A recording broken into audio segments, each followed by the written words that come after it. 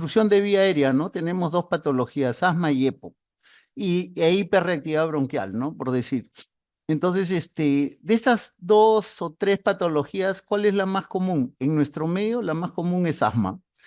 Es tan común que ahora vamos a ver que puede hasta 10% o más de la población tener asma, 10%, o sea, no estamos hablando uno en 100.000, uno en 1.000.000, 10%, o sea, es una cosa de una enfermedad extremadamente frecuente.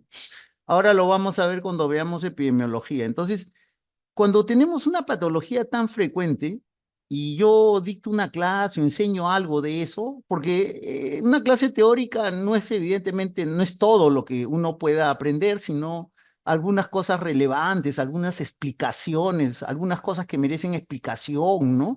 Algunas cosas que merecen ser anotadas, pero evidentemente no es todo. Cuando doy una clase como esta de asma, yo estoy casi seguro que en el grupo que me está escuchando, si estamos de acuerdo con las estadísticas, si hay 100 por ejemplo, ahorita, no se debe haber algo menos, pero si hubiese 100 de 100 pues por lo menos hubiera 10 asmáticos, por lo menos, ¿no? Por lo menos 10 asmáticos, que son asmáticos, que lo reconocen, y otros que están dudando, que parecen ser, que el médico les ha dicho bronquios, sufren de bronquios, pero que probablemente si son evaluados por un neumólogo y se le hace alguna prueba, resultan siendo asmáticos, ¿no? Entonces, es extremadamente frecuente, por lo tanto, algo tenemos que conocer de esta patología, así seamos cardiólogos, dermatólogos, algo, porque a nuestro alrededor alguien alguna vez va a tener asma. No es que es tan frecuente, algún familiar, algún vecino, alguna amistad, alguien va a tener, y por lo menos deberemos saber algunas cosas, ¿no? Para orientarlos, ¿no? Más allá de estudiar para un examen. Por ejemplo, si yo les enseño EPOC pues no es muy frecuente en nuestro medio, ¿no? Y evidentemente se les enseña y probablemente ustedes lo estudian más por el examen. No sé si sean otras especialidades, endocrinos, no sé si alguna vez vean un EPOC, ¿no? Entonces, salvo que sean neumólogos, ¿no? Pero después es dar la clase para conocer, saber algunos aspectos y evidentemente se le estudia, da su examen y se le quedan algunas cosas importantes. Pero asma sí se tiene que saber porque es extremadamente frecuente y necesitamos, por lo menos cuando uno da una orientación, dar una orientación más o menos, pues, verídica, con criterio, ¿no? Bueno, en todas las enfermedades la definición es aspecto importante porque a través de la definición se da una idea más o menos clara de lo que se trata, de lo que estamos hablando, ¿no? Bueno, esta es una enfermedad heterogénea. Cuando dice heterogénea es porque hay grupos que se comportan, todos tienen características comunes de broncoespasmo, pero tienen algún comportamiento diferente entre ellos, ¿no? Por ejemplo, hay grupos de obesos, asma en obesos, hay grupos que tienen obstrucción fija, etcétera, ¿no? Entonces, son grupos que se caracterizan porque si bien es cierto, tienen síntomas, tienen signos en común, sus etiologías probablemente no son las mismas, ¿no? Y por eso se les agrupa en forma diferente y por eso responden diferente también a determinados tratamientos. Entonces, a estos grupos se le llaman fenotipos, ¿no? Entonces, es una enfermedad heterogénea porque tiene diferentes fenotipos clínicos. Ahora los vamos a ver, ¿no?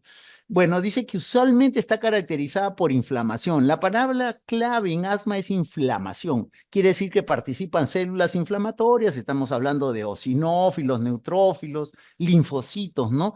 Las células que orquestan en la mayoría de pacientes con asma este proceso son las células T, los linfocitos T helper, ¿no? Son los que dirigen, orquestan. Evidentemente participan un montón de células inflamatorias, pero ellos son los que orquestan la inflamación. Y sus mediadores, por ejemplo, los mediadores de los linfocitos son las interleuquinas, para que entiendan algo, ¿no? Y hay una serie de interleuquinas, incluso ahora hay tratamiento anticuerpos monoclonales contra esas interleuquinas, ¿no? Entonces, una inflamación de la vía aérea es una inflamación crónica. ¿Por qué es crónica? Porque está todo el tiempo. Ahora en la definición más adelante vamos a ver que incluso cuando el paciente no tiene síntomas, tiene inflamación en la vía aérea. Y por lo tanto, si se trata de un proceso crónico, al igual que una hipertensión arterial, una diabetes, son procesos crónicos, no se cura, ¿no? Se trata de controlar la enfermedad, ¿no? La palabra clave en todos estos procesos crónicos es control de la enfermedad, control de la patología y prevención futura de exacerbaciones futuras o que puedan dañar al paciente en estas exacerbaciones, ser tan severas que podría incluso hasta a veces morir por culpa de estas exacerbaciones, ¿no? Entonces, de eso se trata en las enfermedades crónicas, y esta es una enfermedad crónica, una inflamación crónica de la vía aérea. Nosotros llamamos vía aérea a todo lo que es bronquios, ¿no? Bronquios pequeños, delgados, gruesos, todo es vía aérea para nosotros. Está condicionada en su mayor parte por factores genéticos, o sea, en su mayor parte es hereditaria. Siempre usamos palabra en su mayoría, generalmente, mayor parte, porque en medicina y en la vida casi el 100% es raro, ¿no? No se da. Por eso usamos esa mayoría, ¿qué quiere decir? 80%, 70, 85, 90, etcétera, ¿no?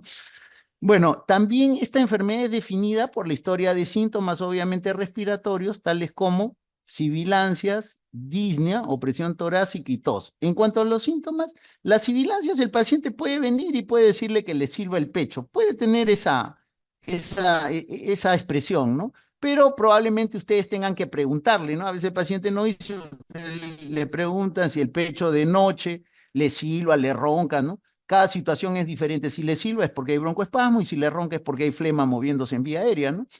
La disnea tampoco el paciente va a venir le va a decir tengo disnea. La disnea es una sensación subjetiva de falta de aire, así que el paciente va a decir, doctor, no respiro bien, me falta el aire, me siento acá algo que me atora, que no me deja respirar libremente. Eso es disnea, ¿no? Uno lo interpreta y en la historia lo pone como disnea.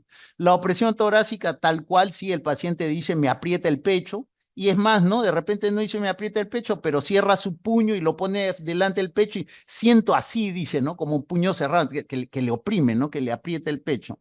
Y la tos, que casi siempre en asma es con flema, rara vez es tos seca, la mayoría de veces es con flema, ¿no? Ahora, estos síntomas van a variar a través del tiempo. ¿Qué quiere decir? Que el paciente puede ser que tenga muchos problemas entre 8 y 15 años, después un tiempo no, y después le regresa de nuevo. Van a variar, varían mucho a través del tiempo, no solo en el tiempo, sino también en intensidad, ¿no? Y tiene una limitación variable al flujo aéreo. Estos síntomas se presentan ¿por qué? Porque hay una obstrucción al pasaje del aire, o sea, obstrucción al flujo aéreo, sobre todo al flujo aéreo expiratorio. Y esta limitación es variable, a veces es poco, a veces es mucho, es variable. Generalmente se dice que es de tipo expiratorio porque es allí donde aparecen los sibilantes o la sintomatología, porque al inspirar el aire entra, ¿no? El problema va a ser para expirar. Entra porque los músculos inspiratorios son más potentes que los expiratorios, por lo tanto el aire entra, pero para la salida, como los expiratorios son débiles, no sale. Entonces tiene que alargar la expiración, por eso hay expiración prolongada, y aún así a veces se queda aire adentro, ¿no? Adentro de los pulmones. Por eso el término de los radiólogos que dicen que las enfermedades obstructivas tienen atrapamiento aéreo, ¿no? Bueno, seguimos con la definición, ¿no? Estas variaciones dice que son activadas por factores tales como ejercicio, o sea, que los síntomas se presenten poco, mucho, no se presenten, van a depender de determinadas situaciones. Las más comunes, no son las únicas, las más comunes son ejercicio, exposición a alergenos o irritantes, cambios en el clima, no solo frío, ¿no? También humedad, también o clima entre húmedo y seco, las variaciones entre frío, calor, ¿no? Esas variaciones pueden tener importancia. Y dice, o infecciones respiratorias virales. Quizás los virus, o sea, el resfrío común que es causado por más de 200 virus, creo, contando los subtipos y todo, sean una de las condiciones más frecuentes, ¿no? Que el paciente que le desencadena síntomas a un paciente asmático. Generalmente, siempre uno pregunta a los asmáticos si previo al asma o junto con él estos síntomas ha estado el paciente resfriado, ¿no? Resfriado quiere decir síntomas virales de rinitis, faringitis o combinado rinofaringitis, ¿no? Estamos hablando de dolor de garganta, moco, estornudo, rinorrea, goteo postnasal, etcétera, ¿no? Bueno, sigamos con la definición, va también asociada a la descripción de la enfermedad, ¿no? Estos síntomas que tiene el paciente que los hemos mencionado y que son producidos por la limitación al flujo aéreo, pueden resolverse solos, sin tratamiento. Solo el paciente de repente deja de hacer ejercicio y le pasa, descansa 10 minutos y le pasa. O se sale de un ambiente que está de repente tiene algún olor malo o que le causa irritación, se va a otro ambiente y en 10 minutos sí le pasa, ¿no? Es más, también pueden estar ausentes, puede estar meses sin tener problemas el paciente, ¿no? Semanas o meses. Ahora, se pueden resolver espontáneamente o también se pueden resolver en respuesta al medicamento, ¿no? La mayoría de medicamentos para una enfermedad inflamatoria, ¿qué son? Antiinflamatorios. Entonces, el asma se trata, el tratamiento de fondo del asma es con antiinflamatorios, ¿no? Y estos antiinflamatorios pueden hacer de que la inflamación se resuelva por un periodo largo de tiempo, ¿no? Bueno, los pacientes pueden experimentar exacerbaciones, son las crisis. Cuando hay crisis de asma, le llaman crisis, estatus asmático, asma aguda, pero por consenso últimamente se está, ¿cómo se puede decir?, impulsando a que tanto en asma como en EPOC se use la palabra exacerbación para los procesos agudos, ¿no? Para las crisis. Así que vamos a hablar a partir de ahora mejor de exacerbaciones, ¿no? Entonces, los pacientes dicen que pueden experimentar exacerbaciones de asma que pueden poner en riesgo su vida, obviamente pueden estar tan severos que el paciente se puede morir, ¿no? Y algunos llegan pues con la justa, llegan a la UCI de frente a un ventilador mecánico, ¿no? Y otros, bueno, a veces no llegan, ¿no? Bueno, conllevan significativa carga económica, laboral para estos pacientes, ¿no? Etcétera. Bueno, dice que el asma, ¿por qué se produce la inflamación? ¿Por qué está inflamada la vía aérea? Esta situación de inflamación es un proceso crónico que tiene que ver evidentemente con los mediadores de la inflamación, que lo veremos más adelante, pero esta inflamación es la causante de la hiperreactividad de la vía aérea. Hiperreactividad quiere decir que reacciona más de lo normal. El bronquio, ¿cómo reacciona? El bronquio reacciona solo de dos formas. Produce moco o se cierra, o las dos cosas, ¿no? O sea, broncoespasmo o hipersecreción de moco, nada más. Una u otra o las dos, ¿no? Entonces, hiperreactividad causada ¿por qué? Por la inflamación. La culpable de esa hiperreactividad es la inflamación de la vía aérea y es crónica. Dice que estos hallazgos persisten aun cuando los síntomas estén ausentes, dice o función pulmonar sea normal, pero pueden normalizarse con el tratamiento. ¿Qué quiere decir? Que hay pacientes asmáticos, por ejemplo, que les da 2 episodios al año nomás, y entre episodio y episodio pueden tener 8 meses que están normales, como dice ahí, ¿no? Sin síntomas, incluso le hacen una función pulmonar y sale normal. Pero uno ha dicho, y estoy diciendo de que esta enfermedad es crónica. ¿Y por qué es crónica si no tiene nada todo ese tiempo? Porque la vía aérea siempre está inflamada. Se han hecho estudios de lavado bronquiolo alveolar con broncofibroscopía en pacientes asmáticos en periodos donde no tienen nada, no son asmáticos, pero no tienen ningún síntoma, incluso su función pulmonar es normal, y se ha hecho un lavado bronquiolo alveolar, se ha recuperado eso y se ha estudiado la cantidad de células inflamatorias y se ha comparado con un normal. Y siempre en estos asmáticos que están bien con función pulmonar normal, siempre tienen elevadas las células inflamatorias comparadas con un normal. Por eso siempre hay inflamación. Obviamente cuando hay síntomas hay más inflamación, ¿no? Pero tienen una inflamación crónica de la vía aérea. ¿Eso cómo se quita? Con tratamiento con antiinflamatorios inhalados, un buen tiempo, 6 meses, un año, de repente 2 años, depende de cada caso. No lo va a usar toda su vida, pero ese tratamiento prolongado con antiinflamatorios hace de que yo le haga un lavado bronquiolo a este paciente y como está usando antiinflamatorios, las células inflamatorias ya han bajado y son normales, ¿no? O sea, le quito la inflamación de la vía aérea y obviamente bajan los síntomas, ¿no? El paciente se mejora, ¿no?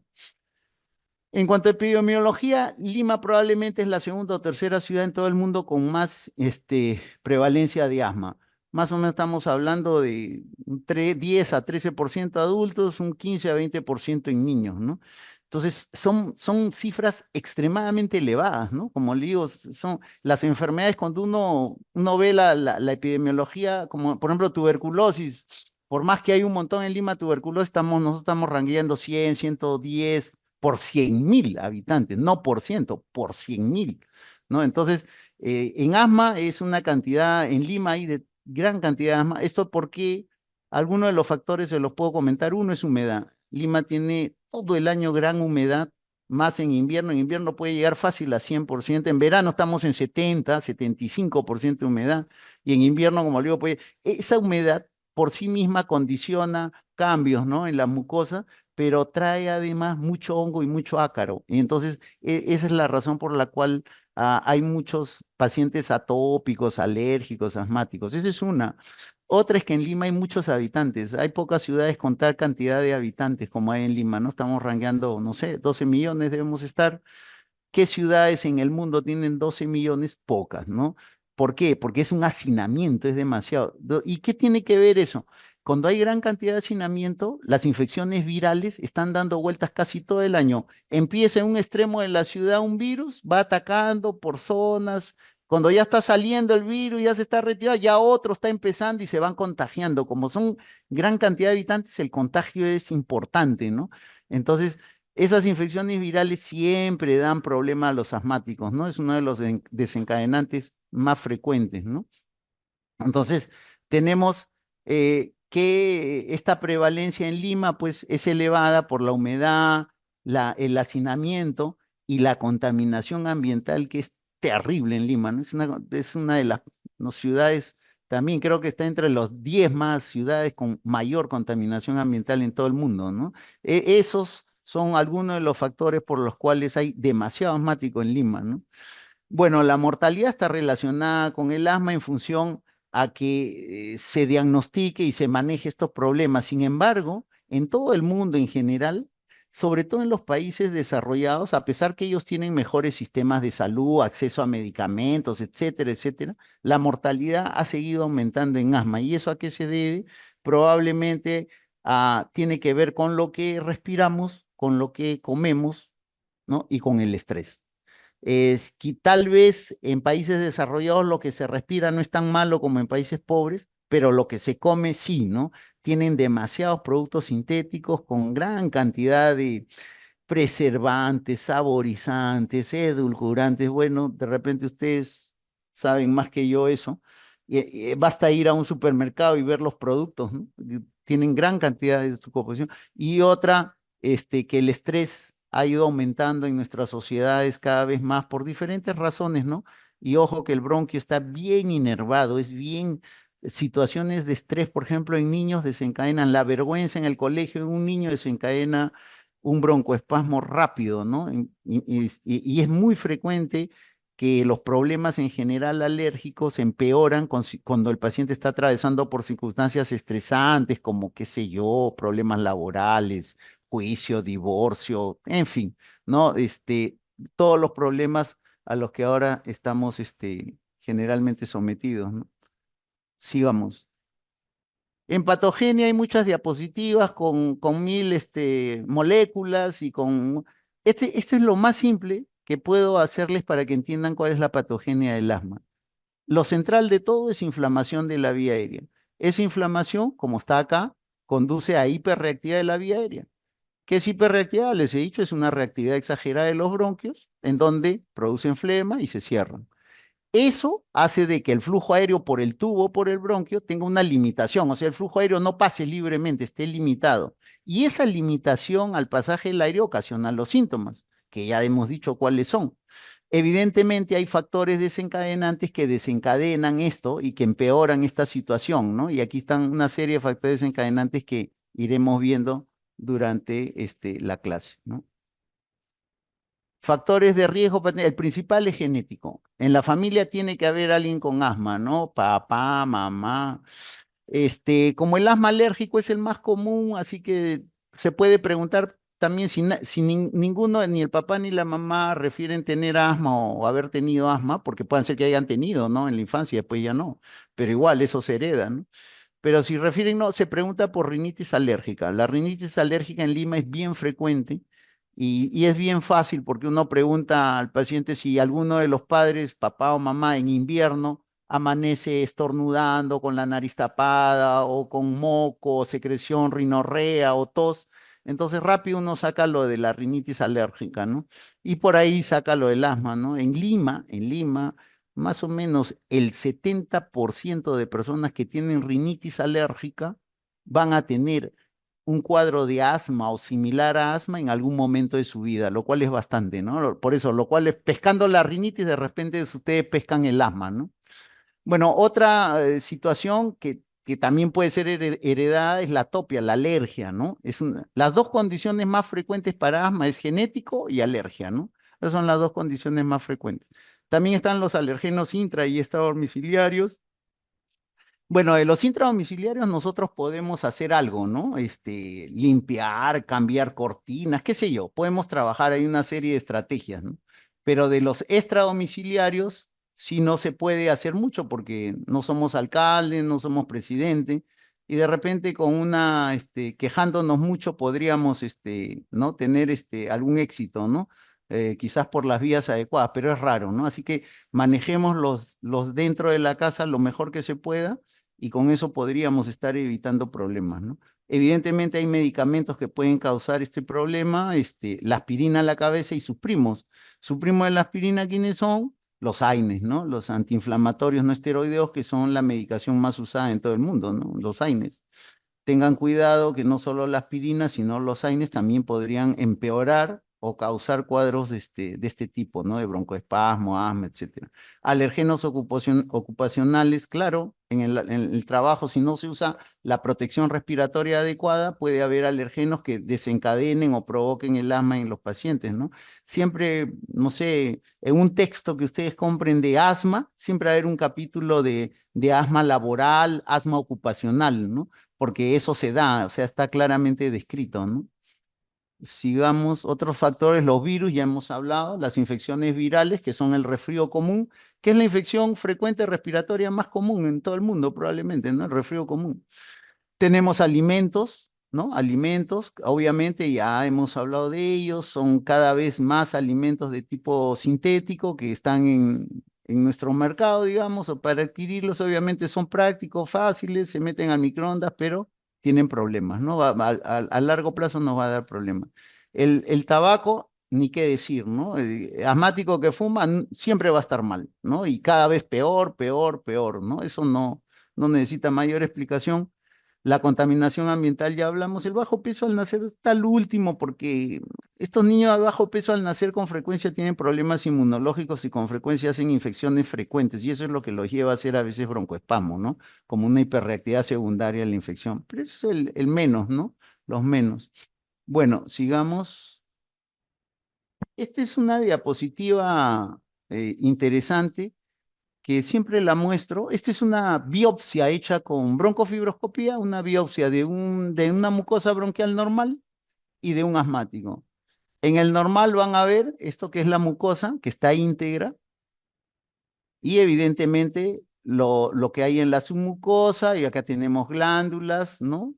Que producen moco, tenemos este músculo liso, tenemos los puntitos negros que son algunas células inflamatorias, ¿no?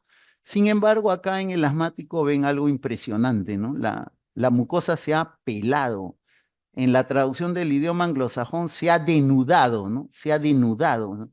Y es claro ver cómo es esta mucosa. Por lo tanto, aquí entran todo, ¿no? Particulados, gérmenes, se meten fácilmente. Es como la piel, ¿no? La piel que nos ofrece una cobertura, no nos entran microbios, nada, porque la piel está íntegra, acá la mucosa se ha pelado y entonces se mete todo y contamina todo y todo provoca reacción. Aquí hay una gran hipertrofia de la musculatura lisa, mire este músculo liso, ¿no? Hipertrofia, estas tremendas glándulas que están acá en esta zona de acá, produciendo moco, y gran cantidad de puntitos negros que son núcleos de células inflamatorias, ¿no? Entonces, esta diapositiva es bien interesante para observar. Esto de acá, muchas veces, incluso con medicamentos, estos pacientes asmáticos, a veces son tan severos que necesitan cambiar de medio ambiente. Uno les dice, viajen, pues, no sé, a Piura allá, al norte, Tumbes, Piura, donde hay calor, más seco. Y los pacientes mejoran increíblemente. Están un mes y esto se renueva. En un mes tenemos que esto se ha vuelto así casi, en un mes, ¿no? Da tiempo para que el epitelio. Entonces regresan a Lima, están muy bien un tiempo y después de un tiempo, poco a poco, de nuevo se va pelando, ¿no? Y de nuevo los problemas siempre y cuando no utilice este tratamiento, ¿no? Pero evidentemente ya el paciente que venga así ya es un gran beneficio porque el tratamiento va a usar menos medicación, menos broncodilatadores, menos antiinflamatorios, ¿no? El diagnóstico es bien sencillo, ¿no? Tenemos síntomas que ya los hemos descrito, no los voy a repetir, están la tos, presión torácica, disnea, sibilancia, porque predominan en la noche. Los asmáticos saben muy bien de esto. ¿Por qué predominan en la noche? Algunos factores, ritmo circadiano, por ejemplo. El ritmo circadiano tiene que ver con nuestros ciclos de funcionamiento de tractos o sistemas, tiene que ver con el cortisol. ¿Qué quiere decir? Que todo el día no funciona igual. Los diferentes tractos o sistemas tienen horarios de menor función, de mayor función. Por ejemplo, a ver rápidamente, si yo le digo su cerebro, su estado de lucidez durante el día es igual, usted me va a decir de repente, no, doctor, a las 9 de la mañana estoy pilas, pero después de almuerzo, pum, me tumbo, ¿no? O sea, me duermo, ¿no? Algo así, ¿no? Todo, no trabajan parejos todos nuestros sistemas, ¿no? Tienen subidas y bajadas. Según el ritmo circadiano, el tracto respiratorio, su hora de menor función es entre 1 y 3 de la mañana, por eso ahí se presentan los problemas, ¿no? Y otra es que en la noche también hay cambios climáticos, ¿no? Más humedad, un poco de más frío, eso lo percibe una vía aérea que está inflamada, percibe esos cambios, ¿no? Y responde a ellos. Y también porque en la noche soñamos, ¿no? Ya les he dicho que una de las situaciones que provoca asma puede ser un estrés intenso y durante la noche nuestros sueños, que es un viaje a nuestro inconsciente, puede provocarnos situaciones estresantes que obviamente cuando nos despertamos, el que se despierta ahogándose de los bronquios no va a pensar qué situación ha estado soñando, por último uno se despierta y no se acuerda, ¿no? Simplemente está que se ahoga con el bronquio y evidentemente tiene que hacer uso de su salbutamol o algo que tenga a la mano, ¿no? Pero esa es una situación frecuente de estrés y una posibilidad por la cual en las noches también es más frecuente el asma. Bueno, hay otras, pero creo que para ahora y para ahorrarnos tiempo, ahí quedamos en esas. Bueno, el paciente debe tener estos síntomas que están acá y se debe demostrar una obstrucción de la vía aérea. ¿Cómo demuestro obstrucción de la vía aérea? Con espirometría, ustedes ya saben, han tenido clase de espirometría. La espirometría no me da ningún diagnóstico, solo me dice si hay patrón obstructivo o hay patrón restrictivo. A lo más mixto, bueno, algunos, ya en los últimos tiempos, al mixto no ayuda mucho porque si, evidentemente, si hay una obstrucción, ya el restrictivo no se puede evaluar porque como está cerrado, la capacidad se va a ver disminuida. Así que solo obstructivo y restrictivo, y entre los dos, mejor mide el obstructivo una espirometría. Bueno, ya saben, cuando hay obstrucción de la vía aérea, cuando la relación de tífeno, el BF1 entre la capacidad vital forzada es menos de 70%.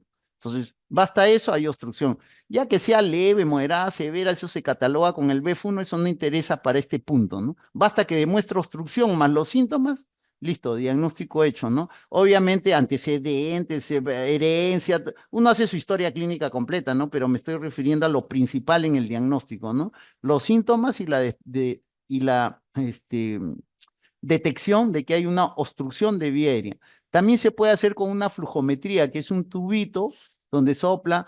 En la espirometría hay varios valores, hay varios ítems, hay BF1, hay capacidad vital forzada, en fin, hay varios, hay como 10 o 15, dependiendo del equipo. En cambio, en la flujometría solo uno. Es un tubito que mide una cosa. ¿Qué mide? El flujo expiratorio pico o el flujo expiratorio máximo. Pico o máximo es lo mismo, ¿no es cierto? Cualquiera de los dos es lo mismo, son términos similares, ¿no? Entonces vamos a ver acá, este es el aparatito, hay para adultos también, no quiere decir que solo los niños. Aquí está, por aquí es la boquilla para soplar, esto se coge con las dos manos y este rojito se baja a cero y cuando uno sopla sube, ¿no? Hasta 100, 200, 300, en fin, lo que sopla. Este flujómetro, lo que mide, como le digo, es el flujo expiratorio pico, y esto trae una cartilla en donde hay tres variables, ¿no? El sexo, entonces por lo tanto hay un cuadrito para hombre y para mujer diferente. En el cuadrito de hombre, dos variables, talla y edad, ¿no? Entonces en resumen son tres variables, ¿no? Sexo, talla y edad. Entonces yo voy a ver al cuadrito de la edad, por ejemplo, yo, no sé, ¿no? 60 años, 62 años, ya, mi edad, 1,71 m, entonces cruzo esos dos, ¿no? Ahí el cuadrito dice que debe ser, mi flujo expiratorio pico debe ser, por decir, 400 cc, 400 milímetros, ¿no? Si yo soplo 400 milímetros, eso es 100%. Si yo soplo la mitad, 200, eso es 50%. Se dice que obstrucción es menos de 80%, del valor del predicho, precalculado o preestimado, ¿no? En este caso con la cartilla, no estamos con la computadora de la espirometría, sino este equipo tiene una cartilla, ¿no? Una cartilla, un papel un poco grueso que es una cartilla donde están las variables que les estoy mencionando, ¿no? Entonces se dice que hay obstrucción si lo que uno sopla, ojo, que se sopla 3 veces y se cuenta el mejor valor de los tres, o sea, lo que más uno ha soplado entre los tres. Es lo mismo que una espirometría, se toma aire intensamente lo más que se pueda y después se bota fuerte y rápido, ¿no? Y entonces esta marquita roja es muy sensible, comienza a subir, subir, subir, de acuerdo a lo que uno sopla, ¿no? De tres se escoge el mejor y como le digo, el predicho es X de acuerdo a lo que usted ve en su cartilla y menos de 80% del predicho, precalculado, preestimado, eso es obstrucción de vía aérea, ¿no? Ahora, también para asma, usando este flujómetro, se han hecho unas cartillas, ¿no? Que esto se le da, bueno, en los países de Inglaterra, en países desarrollados se le da al paciente estas cartillas. Acá no estilamos mucho hacerlo, sinceramente, por diferentes razones, ¿no? No es una sola. En donde, miren, día a día, acá hay medidas de flujometría, pero en general se les hace dos medidas, a las 7 de la mañana y a las 7 de la noche. Puede ser 8-8, puede ser 6-6, con diferencia de 12 horas, ¿no? Entonces tenemos en cada día dos medidas así, ¿no? Cada día. Entonces, si esta medición, la diferencia entre el mayor flujo expiratorio pico y el menor sobrepasa 20%, si hay una diferencia de más de 20%, durante 3 días en el lapso de una semana, eso se dice que tiene una variabilidad más del 20%, ¿no? Y sirve como diagnóstico de asma si es que tenemos síntomas de asma y el resto de la historia clínica compatible con asma, ¿no? Entonces les vuelvo a repetir, eso se llama variabilidad del PEF. Del PEF es el flujo expiratorio pico, ¿no? Si es que existe una diferencia de más del 20% entre la toma de la mañana y de la noche, si existe esta diferencia durante más de 3 días en una semana, y esto se realiza por lo menos durante 2 semanas, ¿no? Se realizan las mediciones por lo menos 2 semanas. Entonces, eso se llama variabilidad. Entonces, diagnóstico de asma, una variabilidad del PES más del 20%, diagnóstico de asma también, ¿no? Entonces, ahora, este tubito pues es barato, es práctico, se puede meter en el maletín, ¿no? También ahora los espirómetros, hay espirómetros que el cabezal nomás uno sopla todo y después lo pasa a la computadora, ¿no? Hay pequeños, ¿no? Espirómetros. También se pueden llevar, pero en el maletín esto es más práctico de llevar y se puede hacer diagnóstico de asma con este flujómetro, ¿ya? No se vayan a olvidar.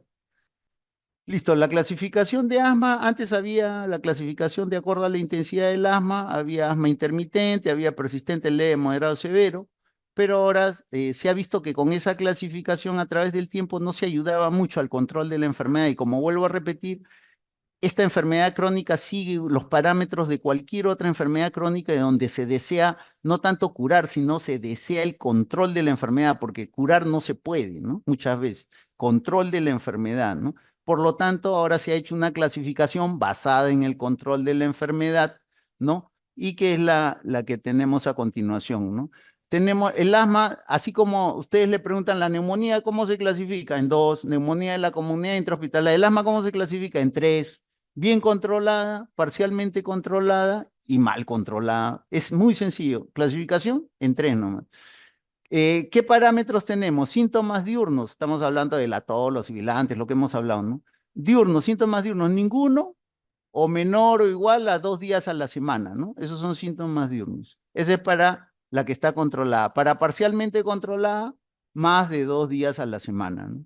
Limitación de actividades. Doctor, no puedo ir a comprar porque me canso. No puedo visitar a mi tía que vive en el quinto piso porque la escalera me agito. Son limitaciones a nuestra actividad diaria, ¿no? Común, ¿no? Nada especial, no actividades pues de deporte, de élite, no, actividades normales, ¿no?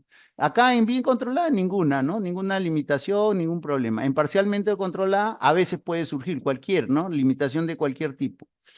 Síntomas de noche o despertares nocturnos por culpa de asma. Uno se puede despertar por muchas cosas, para ir al baño, en fin, no sé, pero por culpa de asma, aquí en bien controlada, ninguno. Aquí cualquiera, así sea una, se contabiliza como parcialmente controlada, ¿no? Esta clasificación y estas preguntas que uno hace se le dice al paciente que diga si en el último mes ha tenido algo de esto que estamos hablando, ¿no? No se olviden. Señor, ¿usted en el último mes ha tenido síntomas diurnos? ¿Ha tenido limitación? Siempre considerar el último mes, ¿ya? Listo. Necesidad de medicación de alivio, de rescate, o sea, del salbutamol, lo que es el SABA, beta agonista de acción corta, ¿no? Es el salbutamol, ¿no? Clásicamente en nuestro medio hay uno nomás, ¿no? Pues bien para ustedes, porque en otros sitios hay como 10, ¿no? Bueno, aquí dice, en asma bien controlada, ninguna o menos de 2 días a la semana, ¿no? Menos de 2 a la semana que tenga que necesitar eso, ¿no? A tratamiento de rescate. Obviamente necesita tratamiento de rescate porque tiene obstrucción de la vía aérea, ¿no? No lo va a usar por gusto, ¿no? Y acá en parcialmente controlada, más de 2 días a la semana, ¿no? En función pulmonar, el BF1 está a más del 80% del predicho si usamos una espirometría, y si usamos una flujometría, el PEF está mayor del 80% del mejor valor personal, de lo que uno sopla, los 3 que uno sopla, el mejor valor, ¿no? Pero es mayor del 80% del predicho, del precalculado en la tablita que les he dicho, ¿no? Y aquí, obviamente, al revés, ¿no? Menor de 80% el BF1 y menor de 80% el PEF, ¿no? Entonces, este es bien controlada, parcialmente controlada. Mal controlada, perdón, y aquí falta exacerbaciones. Aquí en bien controlada, ninguna. Esto es muy importante, las exacerbaciones. Y en parcialmente controlada, más de una al año, una o más al año, ¿no? Y en mal controlada, mayor de uno en cualquier semana, ¿no? Ahora, de todos estos, para que sea mal controlada, debe tener 3 o más características de asma parcialmente controlada, ¿no? 3 o más. Si hay 3 o más de parcialmente controlada, es un asma mal controlada, sumándole esto, ¿no? Sumándole de que hay exacerbaciones en cualquier momento de la semana, ¿no? Hay pacientes que tienen muy frecuentes exacerbaciones, ¿no? Bueno, esta es la clasificación de asma en base al control. La otra no quiere decir que no sirve, ¿ah? O sea, no ha tenido mucha utilidad para el control de la enfermedad, pero es útil para determinar si está severa, no severa, ¿no? Porque como le digo, es intermitente, después es persistente, leve, moderada y severa, ¿no? No quiere decir que no sirve, ¿ah? Ojo. Los fenotipos de asma es las agrupaciones de personas con situaciones o con síntomas comunes, ¿no? Y que responden como grupo a determinada sustancia. Hay grupos que responden bien a corticoide, otros no tanto, etcétera. Ahora lo vamos a ver. Evidentemente tienen etiologías de asma diferentes, ¿no? Bueno, acá dice una enfermedad heterogénea en pacientes que ya. Estos fenotipos se vio y se ha ido clasificando y en algún momento no se servían, no tenían mucha utilidad, ¿no? Se habían agrupado diferentes fenotipos, ahora vamos a ver los primeros fenotipos que se agruparon, pero ahora último se le ha encontrado la utilidad de que en el caso de los asmas graves no controlados, solo en ese caso de asmas graves controlados, está indicado el uso, ahora vamos a ver también en tratamiento de los anticuerpos monoclonales, o sea, de la terapia biológica del asma, ¿no? De los diferentes anticuerpos monoclonales. Y para usar tal o cual anticuerpo monoclonal, tengo que ver qué fenotipo tiene el paciente según su severidad. Ahora lo vamos a ver más adelante y según la etiología de su asma, ¿no? Pero en eso consisten los fenotipos, ¿no? Ahora, inicialmente, ¿no? Teníamos fenotipo alérgico, esta persiste hasta ahora para el uso de los biológicos, sigue el asma alérgica como un ítem, se dice asma alérgica tipo T2, ¿no? T es porque es linfocitos T, ¿no? T2, ahora vamos a ver más adelante. Entonces, el asma alérgica es el más fácilmente reconocido, se inicia desde la infancia, tienen otros problemas alérgicos como rinitis alérgica, eczema de piel, alergia a alimentos, medicamentos, etcétera, ¿no? En su esputo hay inflamación, hay eosinófilos en la vía aérea y usualmente tiene buena respuesta a glucocorticoides. Esto a partir de ahora, esto es corticosteroides inhalados, ¿ya? Así voy a siempre, corticosteroides inhalados. Así lo vamos a poner siempre. Listo. Otro fenotipo inicial, ¿no? Los fenotipos, asma no alérgica, ¿no? El que dice el que no está asociado a alergia, el perfil celular del esputo puede predominar neutrófilo, a veces eosinófilo, o contener solo algunas pocas células, por lo tanto se les llama pausigranulocíticas, ¿no? Responden menos bien a los glucocorticosteroides. Asma de inicio tardío. Es raro, ¿ah? Ay, pero es raro. Tengan cuidado con esos asma de inicio tardío.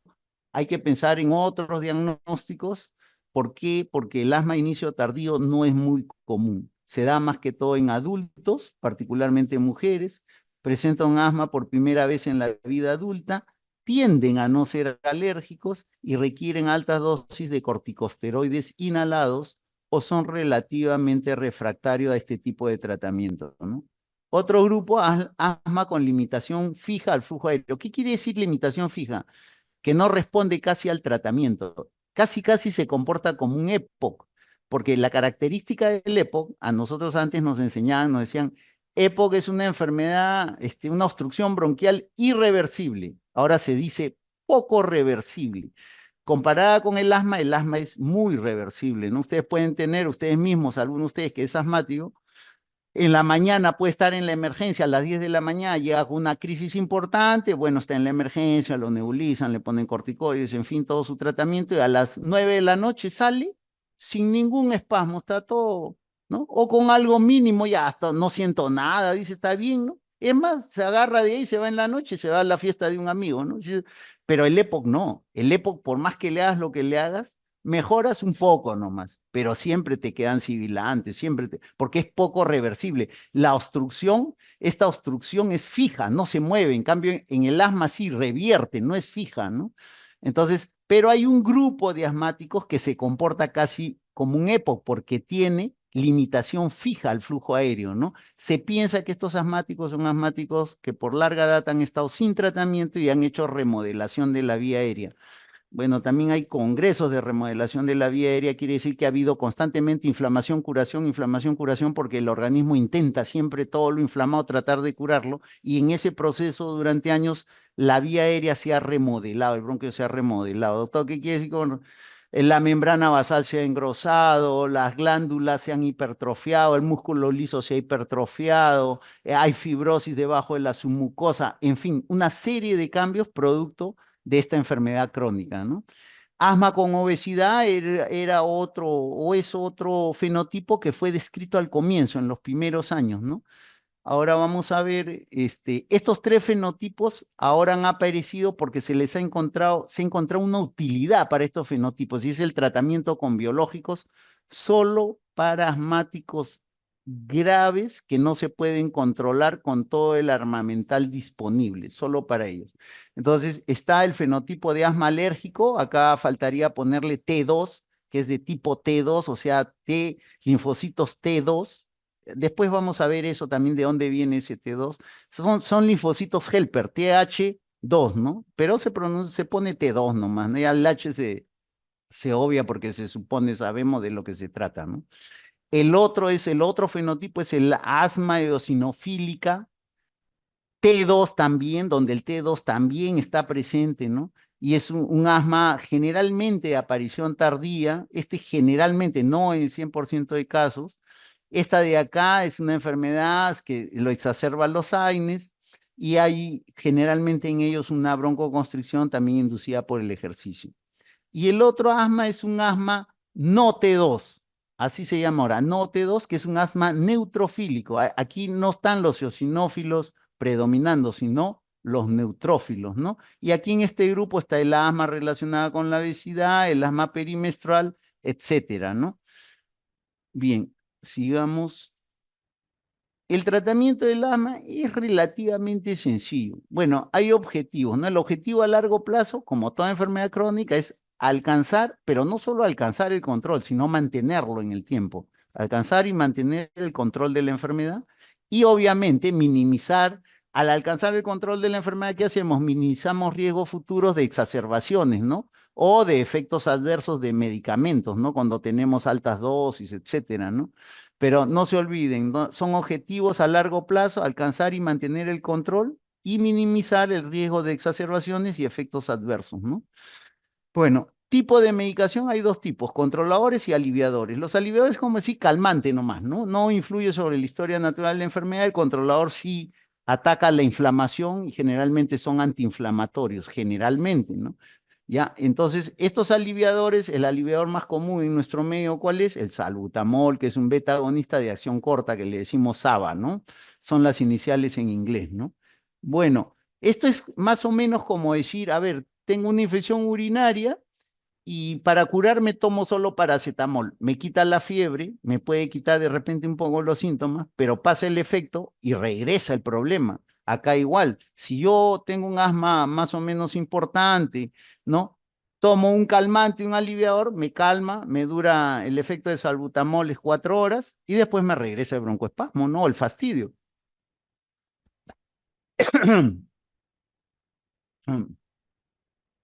Sin embargo, estos controladores no. Estos controladores sí, entre comillas, curan, entre comillas, porque no se cura, no se controla, pero van justo a la raíz del problema, la inflamación, ¿no? Perdón.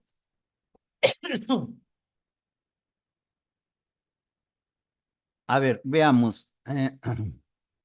En medicamentos controladores, son medicamentos, como ya le digo, la mayoría son antiinflamatorios, porque el asma es una enfermedad inflamatoria, y son administrados diariamente y por largo plazo. Entonces, a veces me preguntan, ¿de por vida? No, generalmente van de 6 meses a un año, máximo 2 años, ¿no? Max.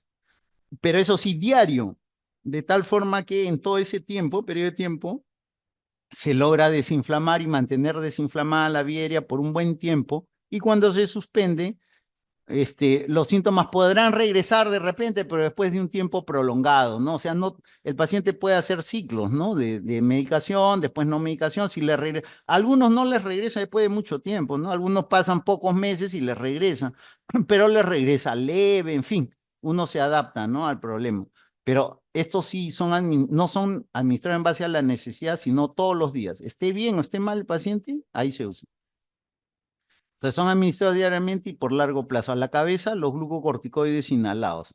También los sistémicos, o sea, la prednisona para tomar, la dexametasona que te ponen ampollas, todo lo que es vía oral parenteral, ¿no? Esos son sistémicos. ¿Por qué? Porque ingresan al tubo digestivo, a la sangre y de ahí van a todo el sistema, ¿no? Pues son sistémicos. Evidentemente, esto, periodos largos de esto, ustedes saben que los corticoides usados por más de 2, 3, 4 semanas, traen problemas, una serie de problemas, ¿no? Glucosa alta, osteoporosis, hipertensión, en fin, desarreglan todo el sistema, endocrino, ¿no? Entonces, eso, gracias a Dios, en asma, solo son un pequeño porcentaje de casos. Los pacientes que llegan a necesitar estos sistémicos, no pasan del 3, en casos, en series donde las mayores, 5%, ¿no? Entonces estamos hablando de un mínimo, de un número mínimo de asmáticos, ¿no? Entonces no, en ellos probablemente nunca, nunca ustedes se van a chocar con un tipo de esos asmáticos, pero por si acaso se les orienta en ese sentido, ¿no? Se pueden usar antileucotrienos, ¿por qué? ¿Qué es el leucotrieno? Es una molécula inflamatoria. El antileucotrieno es una molécula contra la inflamación, ¿no? Estas son pastillitas que se toman una vez al día. En nuestro medio solo hay uno, había tres, ya desaparecieron dos. Está el Montelukast, hay para niños, hay para adultos también. Ahora lo veremos rápidamente en algunas diapositivas. Tenemos también estos glucocorticoides inhalados, unidos al beta 2 agonista de acción prolongada. Si el beta 2 agonista de acción prolongada más común es el salbutamol, el de acción prolongada, los más usados en nuestro medio son dos, ¿no? Salmeterol y formoterol. Ahora han venido otros como indacaterol y hay otros también, pero los dos más usados son esos, ¿no? Salmeterol y formoterol. Ahora, ¿por qué digo por qué inhalados? Porque inhalado solo va a la vía aérea, ¿no? A los bronquios, ¿no? No va a otra parte, ¿no? No se absorbe a nivel sistémico, ¿no? Si se absorbe, claro, son cosas extremadamente micras, ¿no? Es más, estos inhaladores, las concentraciones están en micras, no están en miligramos, como un jarabe, por ejemplo, que puede estar como una pastilla de prednisona, que está en miligramos. Acá estamos hablando de microgramos, 120, 200, 100, 50 microgramos, no se olviden, no son miligramos. Por lo tanto, es adecuado para su uso en este tipo de enfermedades crónicas. Uno lo puede usar 1 año, 2 años, no hay ningún problema. A dosis indicada por el médico no hay problema, pues si el paciente se dispara por su cuenta sí puede haber problemas, ¿no? El tiotropio, que es un antimuscarínico de acción prolongada, siempre les digo que hay dos formas de abrir los bronquios, ¿no? O estimulamos al parasimpático, ahí están los beta agonistas, o bloqueamos por otro lado al parasimpático, y ahí están los anticolinérgicos o antimuscarínicos. Los dos son útiles para asma, más potente parece ser los beta agonistas y para EPOC más potente parece ser los antimuscarínicos, pero hay de inhaladores que usan de los dos y mejor, ¿no? Va mejor la cosa si usan de los dos, ¿no? Para determinados asmas que son un poco más fastidiosos, ¿no? Bueno, y también tenemos los anticuerpos monoclonales, aquí hay algunos de ellos, evidentemente ahora hay muchos más, pero ya mencionaremos algunas cosas sobre ellos más adelante.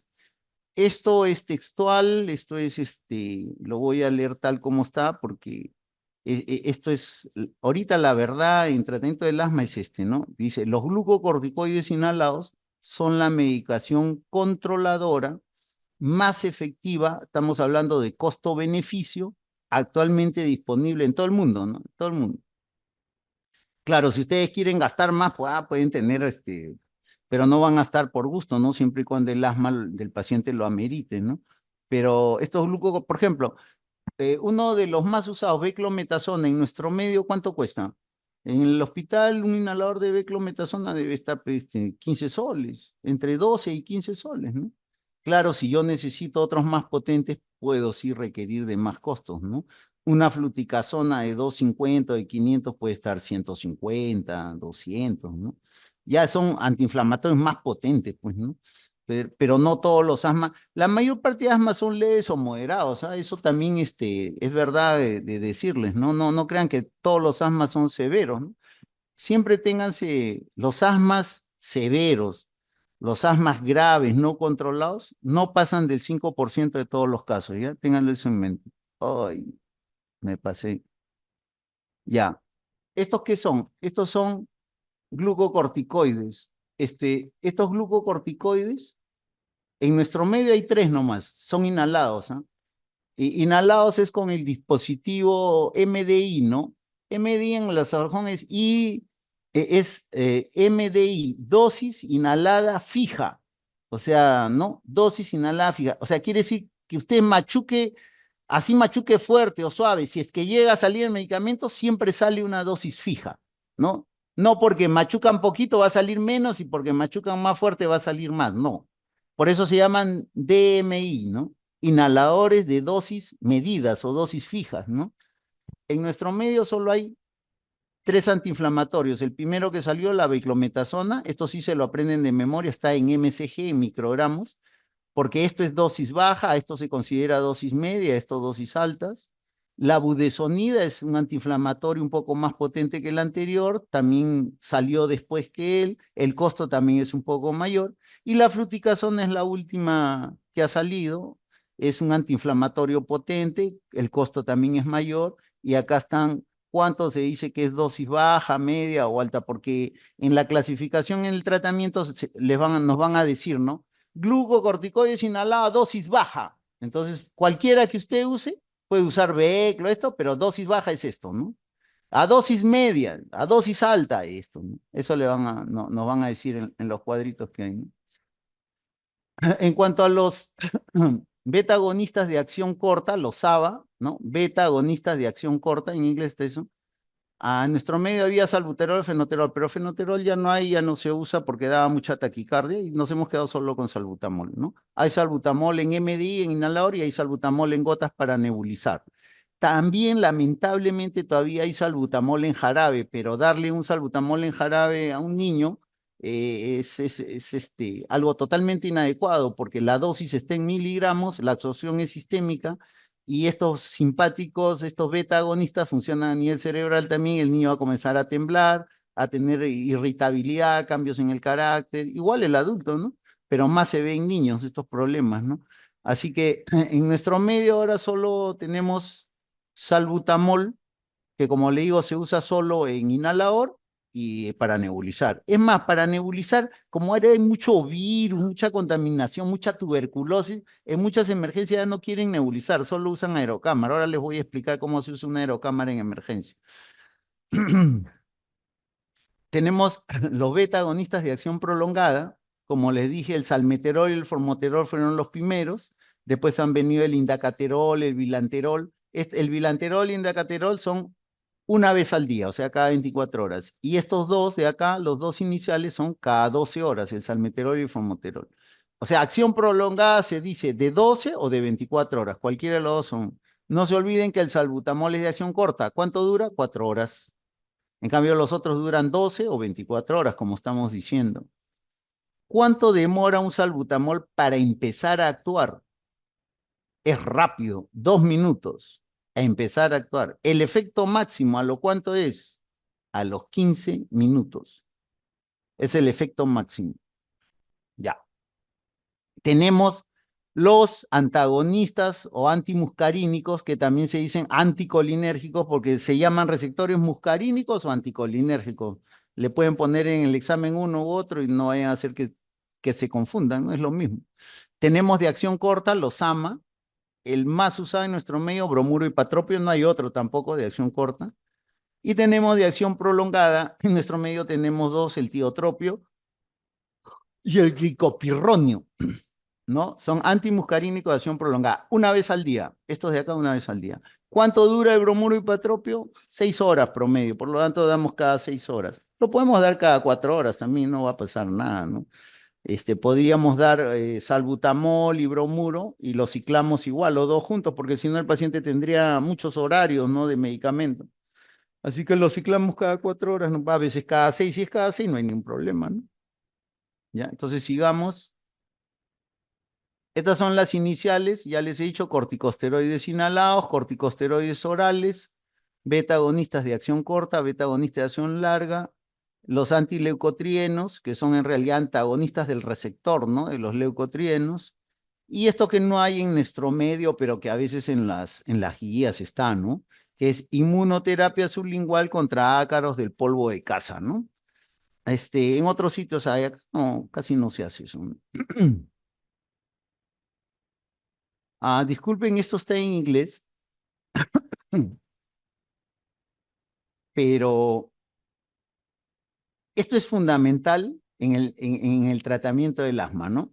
Es un círculo, y un círculo quiere decir que uno viene detrás del otro y el otro conlleva al otro y así, ¿no?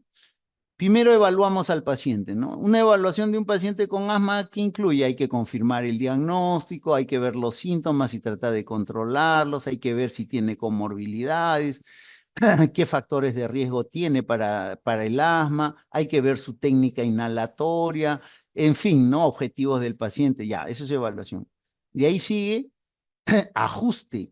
O sea, yo no puedo curar, tratar de controlar a un asmático con 2 consultas al año, pues es imposible, ¿no? El truco está en el control, ¿no? Y este círculo tiene que ver con eso, con un control más o menos frecuente, ¿no? Probablemente al inicio por lo menos una vez al mes, ¿no?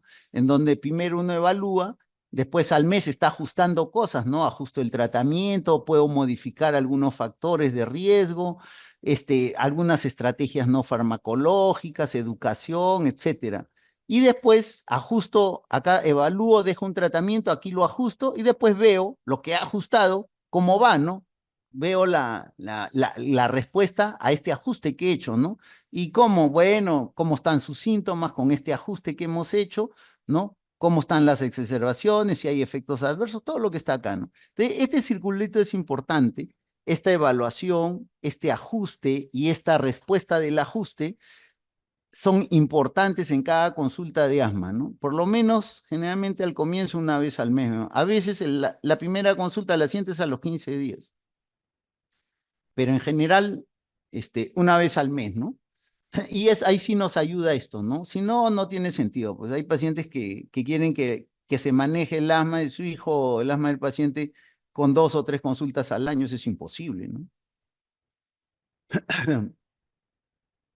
Estos glucocorticoides inhalados, si bien es cierto, uno puede ir subiendo de acuerdo a las molestias del paciente, después que logra controlar la enfermedad con una dosis determinada, por ejemplo, 500 microgramos al día de fluticasona, de una vez que llego a controlar con eso la enfermedad, comienzo a bajar la dosis para ver cuál es la dosis mínima con la cual yo puedo controlar la enfermedad para usar lo mínimo de corticoides, ¿no? Entonces comienzo a bajar hasta a usar una dosis mínima. Quizás tal vez el paciente dice en un momento, no, doctor, ya me han reaparecido los síntomas. Ah, y entonces retrocedo y ya sé cuál es la dosis mínima que controla a la enfermedad del paciente y con esa dosis la tengo pues todo el año, lo tengo, ¿no? O 8 meses, de acuerdo a que vaya a tener el glucocorticoide inhalado, ¿no? Pero siempre buscamos eso, ¿no? Después que hemos alcanzado el control, buscamos la dosis mínima. Entonces, cuanto al tratamiento del asma, no es complejo, parecería que es muy complicado, ¿no? Pero creo que la que sigue es más fácil para explicarles. Ahí está, acá está mejor. Entonces, este es tratamiento de elección, este es tratamiento alternativo, ¿no? Fijemos el tratamiento de elección, ¿no? Acá.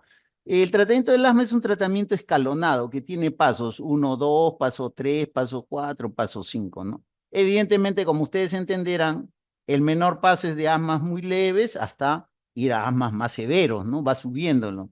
Entonces, por ejemplo, acá dice, disculpen que esté en inglés, pero creo que se entiende. Dice, si los síntomas son menos de 4 o 5 días a la semana, puede usar esto, dicen, ¿no? ¿Qué cosa es esto? Es corticoide inhalado, ¿no? Mezclado con formoterol. Eso viene en un inhalador, ¿no? En un dispositivo. Eso, este corticoide inhalado a baja dosis, ¿no? Puedes coger cualquiera de los tres que les dije antes, a baja dosis. Ahí el cuadrito decía qué dosis baja, media o alta, ¿no? Te da baja dosis combinado con formoterol solo en base a necesidad. ¿Qué solo en base a necesidad? Solo usa esto cuando se te cierra el pecho, cuando sientes que el pecho te aprieta, cuando sientes los síntomas de asma. Solo eso. Si sientes eso una vez al mes, usarás una vez al mes. Si sientes 5 veces al día, usarás 5 veces al día. Esto que dice acá, en base a la necesidad, es eso, condicional, nada más cuando aparecen molestias, ¿ya? Ya el paso 3 es cuando los síntomas son la mayoría de días de la semana y hay despertares nocturnos por culpa del asma 1 o más veces a la semana, ¿no? Y entonces, ¿qué uso yo? Ya aquí uso lo mismo, el corticosteroide inhalado a baja dosis, combinado con formoterol, pero ya como mantenimiento, ya no solo cuando se le cierra, sino mantenimiento. ¿Qué quiere decir? Todos los días, mañana y noche, 2 disparos en la mañana o en la noche, o uno, bueno, la dosis que ustedes apliquen. La cosa es que eso es mantenimiento. Lo va a usar 6 meses, lo va a usar un año, listo. Ahí ya, eso es mantenimiento. Vamos a suponer que el problema es más serio, en donde hay síntomas diarios, hay despertares nocturnos por culpa del asma y además la función pulmonar ya está bajando. Quiere decir que hay obstrucción de la vía aérea. ¿Qué es eso? Que hay un patrón obstructivo en la espirometría o que el flujómetro me dice que tiene menos de 80% del predicho, ¿no es cierto? Entonces, ¿aquí qué uso? Corticosteroides inhalados, pero a dosis media, combinado con formoterol, igualmente mantenimiento, o sea, todos los días, mañana y noche, ¿no? Todos los días, pero la dosis ya son medias, va subiendo la dosis. Evidentemente es un escalón, se dice que es un escalón porque la enfermedad también, si yo uso más medicación, quiere decir que la enfermedad pues es más severa, ¿no? Y el paso 5 es, si el paso 4 no es resuelto con esta medicación, voy a pasar al paso 5. ¿Qué puedo usar en el paso 5? Me dan tarjeta libre para poder usar. Puedo adicionar al tratamiento de los corticoides inhalados con formoterol, pero aquí ya es alta dosis, ya no es media ni alta dosis de corticoide inhalado con formoterol, y a eso le agrego, le adiciono un LAMA, ¿no? Un antimuscarínico de acción prolongada, por decir tiotropio, por decir glicopirronio, ¿no? Ya. Y además, de acuerdo al fenotipo, si es T2 alérgico, eosinofílico o es no T2, de acuerdo a esos fenotipos, puedo usar terapia biológica, ¿no? La terapia biológica son anticuerpos monoclonales, hay una serie de anticuerpos monoclonales, el más conocido porque se salió primerito y está más o menos en nuestro medio 12 años, tal vez 15, no sé si llega a 15 años, es el omalizumab, ¿no? Que es un anticuerpo monoclonal contra la inmunoglobulina E sérica, que es la causante de los asmas alérgicos, que es la mayoría en nuestro medio, ¿no? Vamos a ver la siguiente. Aquí está la terapia biológica. Vamos a ver este anticuerpo monoclonal ¿no? Se puede usar en adultos mayores de 6. Ahora último ya se puede usar en niños mayores de 6 años también, esto era al comienzo, pero ojo que es costoso, ¿ah? Es bien costoso, es una aplicación subcutánea, perdón, subcutánea, sí, subcutánea, que se coloca cada 2 semanas, ¿no? En un paciente, la dosis de una ampolla es más o menos 150 miligramos subcutánea de 2 a 4 semanas y el tratamiento va más o menos hasta 4 meses, ¿no? En realidad, si al segundo o tercer mes no hay ninguna respuesta, se puede suspender ya, ¿no? Pero no es una sola apuesta, son varias ampollas, como ven acá, y evidentemente solo está para casos graves de asma que no se han podido controlar con todo el armamento de corticoides y todos los broncodilatadores y los antileucotrienos, todo eso, ¿no? Evidentemente todo medicamento tiene un rango mínimo de efectos adversos, el dolor en el lugar de aplicación, porque como es subcutánea, ¿no? Puede estar asociado un poco de rubor, picazón en la zona, ¿no? Donde le han puesto, pues, cefalea, náusea, diarrea, faringitis. Bueno, son cosas que pueden haber en un pequeño porcentaje de pacientes.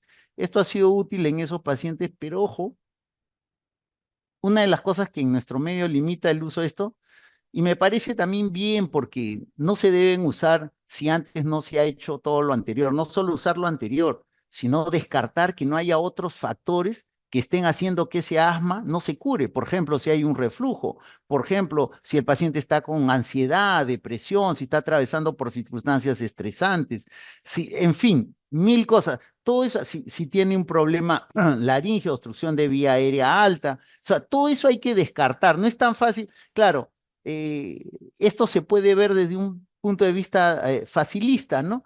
Ah, ya, tu paciente no mejora, ah, ya fácil, le doy esto, le receto, es más, el laboratorio por cada que receto me da un porcentaje a mí porque esto es bien caro, listo, todos salen contentos, yo salgo contento. No, pero no se, estos medicamentos no se deben usar en cualquier paciente, solo asmas graves no controlados con todo el armamental previo y habiendo descartado otras situaciones que pueden estar empeorando ese asma, ¿ya? Qué sé yo, una casa llena de hongos, humedad, en fin, mil cosas. Todo eso, quizás ahora vamos a hablar algunas cosas de eso, ¿no? También tenemos, les dije que esta enfermedad inflamatoria, la principal célula inflamatoria, los linfocitos T y las moléculas que producen los linfocitos T son las interleuquinas. Así que usamos anticuerpo monoclonal antiinterleuquina, ¿no? 13, 4, 5, receptor del 5, ¿no? Aquí tienen una serie de nombres. Dupilumab, por ejemplo, mezcla dos, ¿no? Antiinterleuquina 4 con antiinterleuquina 13. Acá, por ejemplo, en interleuquina 5 hay antiinterleuquina 5 y hay antirreceptor de la interleuquina 5. No de la interleuquina, sino del receptor, que también es útil, ¿no? Entonces ahí tienen los nombres. Eso, como esto se da en menos de 3% de casos, se los voy a mencionar, pero no es una cosa que ustedes tengan que aprenderse, tienen que aprender lo básico, lo más frecuente, lo más común, ¿no? Esto se los menciono por algo, pueden tener alguna referencia, ¿no? De algún caso, ¿no? Una de las situaciones que nosotros siempre queremos evitar son las exacerbaciones, o sea, las crisis. Entonces, factores de riesgo para una exacerbación, tenemos que ver cuáles son esos factores de riesgo que nos están avisando que nuestro paciente en un periodo de pocos días o semanas pueda tener una exacerbación, ¿no? Entonces, el primer factor de riesgo es tener síntomas de asma no controlados, ¿no? Evidentemente, si el asma no controlado es muy fácil que me dé una exacerbación, ¿no? Mi asma está alocado, entre comillas, no controlado, ¿no? El uso excesivo, ¿qué se llama uso excesivo de SABA? De beta agonistas de acción prolongada, o sea, de salbutamol, más de un caníster al mes. Un caníster tiene 200 disparos. Si usa más de un caníster, quiere decir que la enfermedad no está controlada y hay riesgo de exacerbación. Uso inadecuado o no prescrito de corticosteroides inhalados. O sea que se va el paciente por su cuenta, se compra en la farmacia. No calcula dosis, no calcula días, nada, ¿no? Entonces, otro es pobre adherencia, o sea, un día hace 2 inhalaciones al día, otro hace 3, el médico le indicó 4, a veces hace 4, un día a la semana hace 4, 3 días a la semana hace 1, no hay adherencia al tratamiento. Y técnica inhalatoria inadecuada. Si la técnica inhalatoria es inadecuada, evidentemente el paciente no está absorbiendo la medicación que debe y el tratamiento va a ser inadecuado. Baja función pulmonar, o sea, bajo BF1, menos del 60%, probablemente el paciente está en riesgo de hacer exacerbación. Elevada reversibilidad broncodilatadora. Y mientras más grande sea la reversibilidad, quiere decir que previamente ese bronquio estaba obstruido. ¿Qué cosa es reversibilidad? Yo le hago una espirometría a un paciente, termino la espirometría basal y le doy 4 puffs de salbutamol, que es un broncodilatador que le debe abrir los bronquios a todos. Un broncodilatador no sabe los bronquios a todos. A mí, que no tengo asma, a todos, porque es broncodilatador, va a abrir los bronquios, pero al asmático le abre más. ¿Por qué le abre más? Porque estaba previamente cerrado. Entonces, cuando este test de reversibilidad es cuando el BEF1 del post broncodilatador se llama, como le digo, primero le hago un espiro, después del espiro le doy 4 pudes de salbutamol, que es un broncodilatador, y le repito el espiro a los 15 minutos. ¿Por qué a los 15 minutos? Porque ya les dije, el salbutamol tiene efecto máximo a los 15 minutos. Le repito, y si el BF1 del que le he repetido, o sea, del que tiene, de que ha tenido efecto el broncodilatador, es más del 20% perdón, más del 12% del primero, eso se llama test de reversibilidad positivo. Más del 12%, el BF1 mayor al 12% comparado con lo primero, con el primer BF1 que sopló, eso es test positivo, puede salir 12, 15, o sea, 12% o más. O también más de 200 mililitros o más, también es lo mismo, positivo, test de reversibilidad positivo, ¿no? Entonces, es comparando dos espiros con intervalo de 15 minutos, no se olviden, y después de la primera espiro le han disparado 4 puffs de salbutamol, por eso se llama test de broncodilatador, ¿no? Bueno, elevada reversibilidad, problemas importantes, esto es importantísimo. Los asmáticos se desestabilizan con el estrés, como les digo, ¿no? Juicios, asaltos, robos, enfermedades, despido de trabajo, problema de los hijos, abogado, problema con los abogados por los hijos. Eso uno le comienza a dar, no le hace efecto, no le... ¿Qué tengo que hacer? Tengo que manejar eso con la ayuda de un psicólogo, incluso a veces con un psiquiatra, ¿no? Y no desesperarme y meterle biológicos, meterle cosas que no debo, ¿no? Si noto que claramente ese es el problema, evidentemente no lo voy a hacer gastar en biológicos, ni lo voy a someter también a la introducción de biológicos en su organismo, ¿no? Entonces tengo que tratar el estrés, la ansiedad, ¿no? Eso, por favor, eso bien claro. Factores de riesgo de exacerbación, exposición a tabaco alergeno, comorbilidades como obesidad. El paciente asmático, después que usted ya está controlado, después de 2, 3 meses de tratamiento, todos deben hacer deporte, el que le guste, el deporte que le... Yo sé que la natación es una de las cosas que todo el mundo dice que va mejor y probablemente es verdad, pero es el deporte. ¿Y por qué el deporte? ¿Por qué? Porque uno debe mantener peso ideal, no debe ser obeso, porque en una crisis severa de asma, si es obeso, el paciente lo van a echar en una camilla y todo el volumen y el peso del abdomen va a ir contra el tórax, más el broncoespasmo, el paciente se muere, no aguanta el broncoespasmo, aguantará 10 minutos. Y en Lima a veces para llegar a una emergencia de una clínica o un hospital nos demoramos 20 a 30 minutos por la congestión del tráfico, así que el paciente se nos muere. Si no tiene buenos músculos respiratorios, se muere, no entra el aire, como le digo, los músculos inspiratorios potentes meten el aire a la mala, ¿no? Entonces, para tener buen músculo respiratorio tiene que hacer deporte. Pues nadie sin hacer deporte tiene desarrollados sus músculos respiratorios, ¿no? Entonces, por eso es que, no para verse bien, no. Por esas razones el paciente, todo paciente de una vez que está controlado, porque no lo voy a mandar a hacer deporte con tos, con flema, con sibilante, ¿no? De una vez que está controlado, lo mando a hacer deporte. Y el deporte siempre es progresivo, de menos a más, no someterlo en un solo día a un deporte intenso, ¿no? Listo, eosinofilia sanguínea en esputo, o sea, eosinófilos elevados ya sea en esputo, en sangre, en esputo más del 5%, y eosinofilia en sangre más de 400 o 500 en algunos textos, en valor absoluto, ¿no? O más del 5% en valor referencial. El feno es óxido nítrico exhalado, o sea, fracción de óxido nítrico exhalado. Es una prueba que se hace, los neumólogos lo hacen en los adultos con asma alérgico, ¿no? Que están usando glucocorticoides inhalados, ¿no? Pero es una prueba que no está en todos los lugares, pero en las guías se describe, ¿no?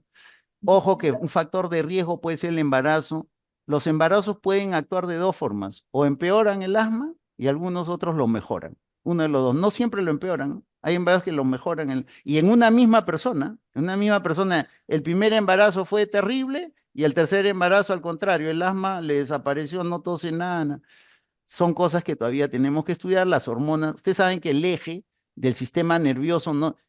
Nosotros llamamos sistema neuroendocrino, después neuroinmunoendocrino, neuropsicoinmunoendocrino, o sea, todo está relacionado, ¿no? Todo eso está relacionado, así que las hormonas están fuertemente relacionadas al sistema neurológico y los bronquios están fuertemente inervados, ¿no? Y el músculo liso tiene fuerte inervación, ¿no? Así que siempre considerar eso. Alguna vez que el paciente estuvo intubado en una unidad de cuidados intensivos por culpa de asma o que haya tenido una o más exacerbaciones severas en los últimos 12 meses. Todo esto, ¿cómo lo obtengo? Preguntando, pues, ¿no? La historia clínica, ¿no?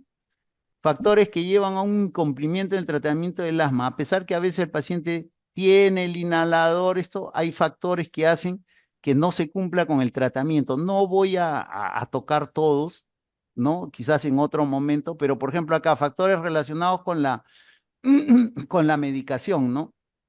Uno de estos factores que están relacionados es esto, regímenes, tratamientos complicados y que no le explican al paciente. Al paciente hay que explicarle, este inhalador lo va a usar solo condicional. ¿Por qué? ¿Y por qué lo va a usar condicional? ¿Y para qué sirve? Este otro inhalador lo va a usar todos los días. ¿Y cuál es el propósito de usar esto todos los días? Así, o sea, usted tiene que explicarle al paciente. Si no, él ve los inhaladores, dice dos, ¿para qué voy a usar dos? Hoy día me siento mejor, uso uno. Y así, ¿no? Tratamientos totalmente. ¿Por qué? Porque no han sido explicados o porque el médico ha tenido, en vez de recetar, hay inhaladores que mezclan dos, mezclan salbutamol con bromuro y patropio. Si él necesita, denle uno solo donde están los dos mezclados para que no esté usando doble, no se hagan problema. Siempre traten de usar las mezclas para que el paciente use menos dosis, menos veces, ¿no? No se le complique su tratamiento. Factores no relacionados con la medicación. Este es importante, no atribución o negación de síntomas. Hay pacientes que se niegan, cuando uno le dice tengo asma, se molestan. No, doctor, yo no tengo asma, el doctor me ha dicho que yo sufro de bronquios, eso no es asma y se van. No quieren, ¿no? Eso es una negación de la enfermedad y eso es un componente psicológico, psiquiátrico, en fin, ya no es mi culpa, ¿no? Después, falta de satisfacción, no, voy a seguir porque todo esto es más o menos entendible. Igual acá, de acá por ejemplo, acá, factores relacionados con la medicación. Hay algunos pacientes que creen que esta medicina le va a dar, son creencias, le va a dar, las mamás sobre todo, no voy a usar eso porque mi hijo se va a acostumbrar. No voy a usar eso porque mi hijo se va a volver dependiente. Nada de volverse dependiente. Su enfermedad de su hijo es crónica. La medicina no tiene. Su enfermedad de su hijo es crónica, por lo tanto, yo tengo que usar varios meses este tratamiento. La culpa no lo tiene el tratamiento, la culpa la tiene la enfermedad de su hijo o de usted, ¿no? Entonces hay que explicarle, no con agresividad, ¿no? Sino explicarle bien, porque no van a terminar peleándose con el paciente, ¿no? Pero hay que explicar, porque ellos ahí mismo dicen, no, eso voy a usar tiempo por culpa de ese tratamiento, está mal, ¿no?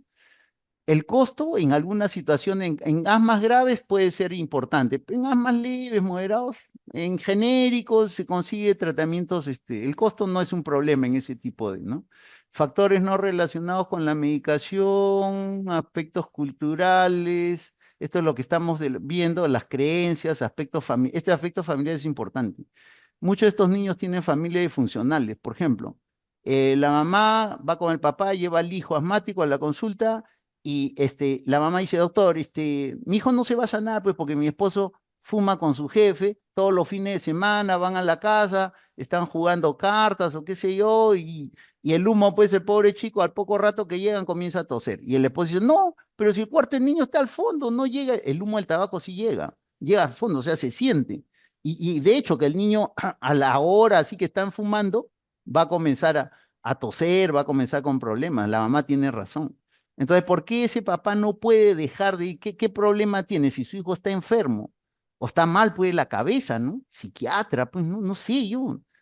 O la hermana, ¿no? El niño está 7, 8 años, asmático hasta las patas, y la hermana de 22 años con el gato, ¿no? Come con el gato, duerme con el gato, vive con el gato, lo ama al gato, ¿no?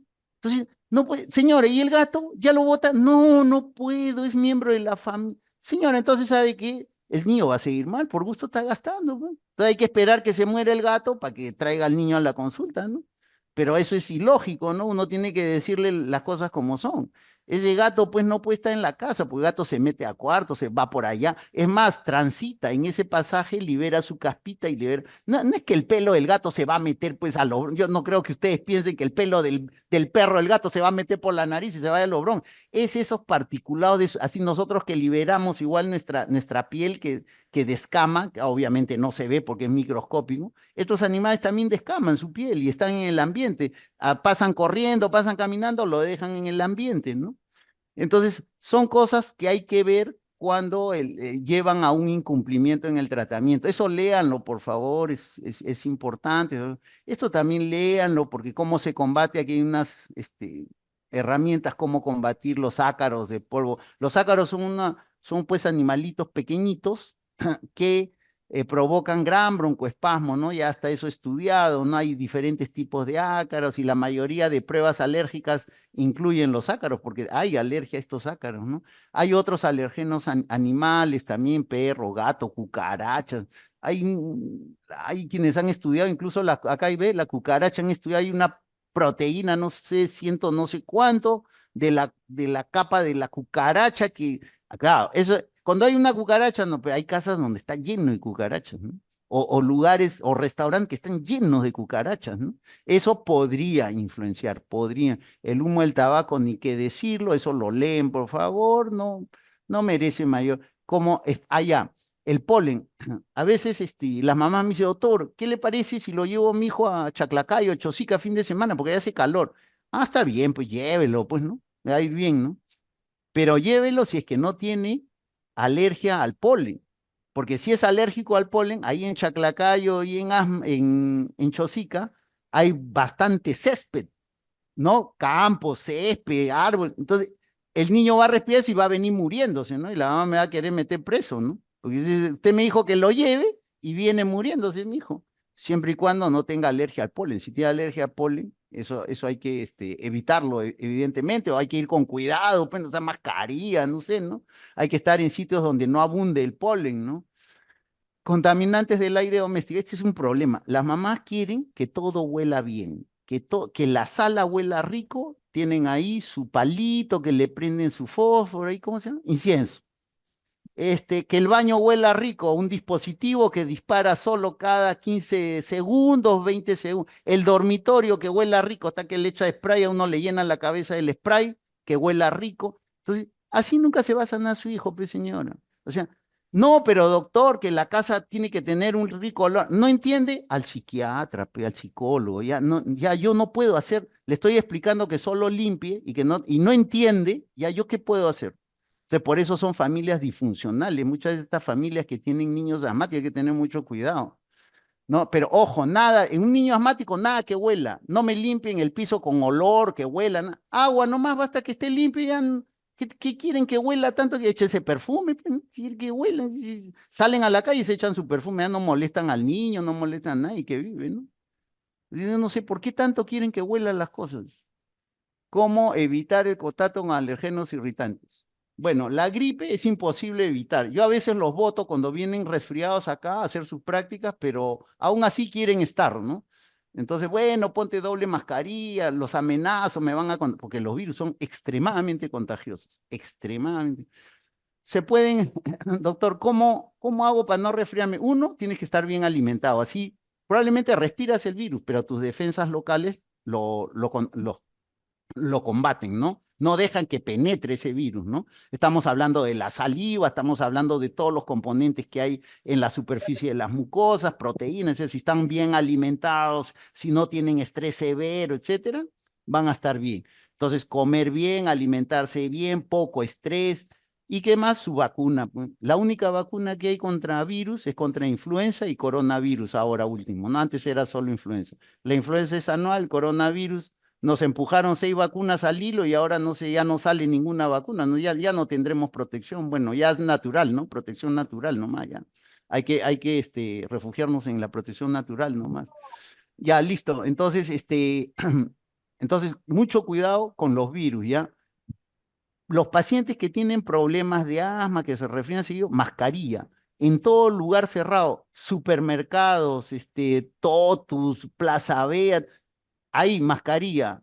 Cines, teatros, iglesias, los buses, mascarilla. No importa que se burlen de usted, no me interesa, mascarilla. Esa mascarita que vale menos de un sol, esa mascarita protege un montón. Cuando hemos tenido la mascarilla como 2 años en COVID, todos los pacientes, mis pacientes que se resfriaban 3 o 4 veces al año, ni un resfrío, ni un resfrío. Esa mascarita ayuda un montón. Úsenla adecuadamente, ¿no? No estén la mascarilla por la oreja, la mascarilla que se cae. Ya cuando están mal, cómprense otra, pues es baratito. No estoy hablando de N95 que tenemos que usar dentro de un hospital, estamos hablando en la calle, de una mascarilla esas quirúrgicas normales, ¿no? No sé con cuánto saldrá, 10 por cuánto costará, eso es barato, ¿no? Actividad física, ya hablamos, cómo debe hacer el asmático, ¿no es cierto? Ahora, hay unos asmáticos que tienen que ver con el ejercicio. O sea, cada vez que hacen ejercicio, más tienen asma, después no. O sea, no con virus, no, yo solo hago ejercicio y me asma. Ah, ya. 15 minutos antes de tu ejercicio, 2 puffs de salbutamol y resuelto el caso.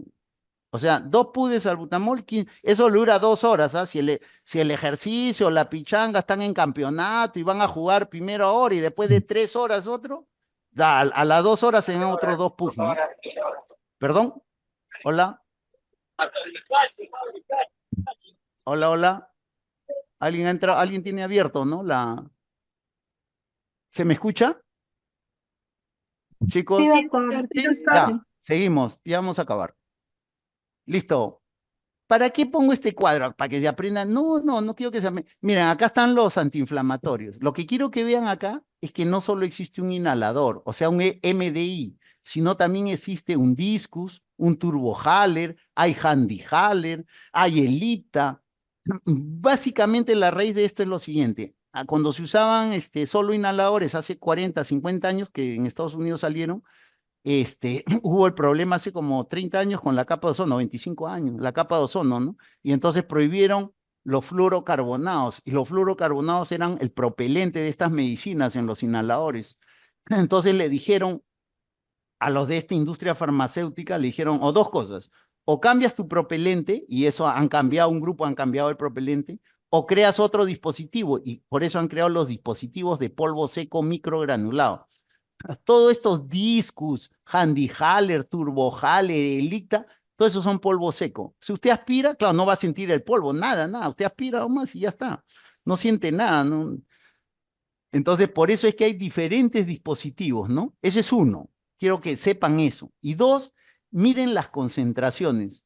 Acá la secretaria, pues ahí hiciste, yo no, a veces no tengo tiempo de decir, acá dice micrograma y acá me pone MG, que es secretaria, pero ya no dan para otra cosa. Ahí. Bueno, acá todo esto es MCG, esto es un error. Bueno, hay que corregirlo, tengo que corregirlo, disculpen.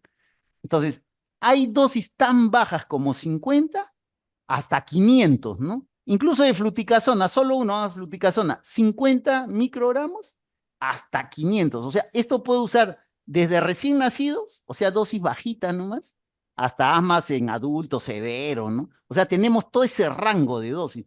Para eso está la diapositiva, no para que se la aprendan de memoria, ¿ya? Los antileucotrienos ahora solo hay Singulair, que es el original, y las copias, ¿no? Montelukast hay como genérico, el de 10 miligramos es de adulto, se pasa, se deglute, y hay 5 miligramos tabletas masticables y 4 miligramos sachet, ¿no?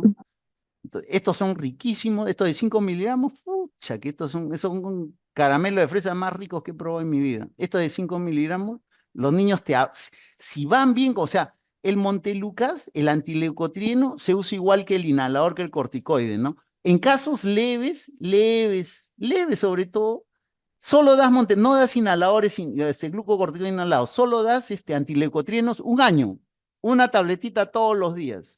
Si eso lo ayuda, se sacaron la tinca, porque el niño feliz, ese caramelito le encanta, no le va a encantar si es riquísimo, es dulce, es recontra agradable. Este, yo siempre tengo en el cajón, pum, un caramelo, pam, uno de estos. A los niños les encanta esto, olvídense. Versus un inhalador, el niño no quiere saber nada con el inhalador, ¿eh?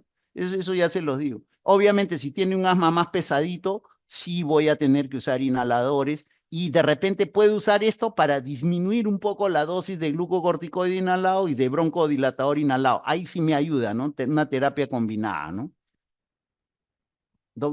¿Para qué está eso? Esto igual, quiero que vean.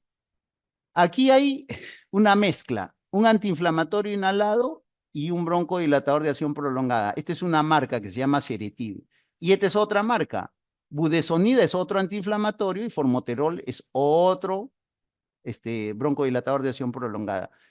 El que parece que ha pagado más para que en la guía salga parece que ha sido este de acá. Estos son nórdicos, estos son el Simbicor, ¿no? En las guías aparece ahora budesonida, formoterol, este no aparece, pero este sí aparece, ¿no?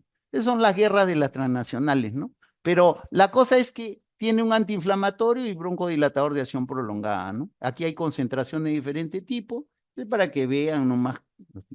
Esto rápidamente es le dije que los linfocitos T eran los que predominaban en esto del asma, los TH, los T helper, ¿no? ¿Dónde se forman los linfocitos TH1 y TH2? En la médula ósea. Salen como TH0, o sea, están inmaduros, ¿no? Y de acuerdo a estos estímulos de acá y de acuerdo a estos estímulos de acá, este TH0 pasa a TH1 y este pasa a TH2. Pucha madre, se me ganó el dedo.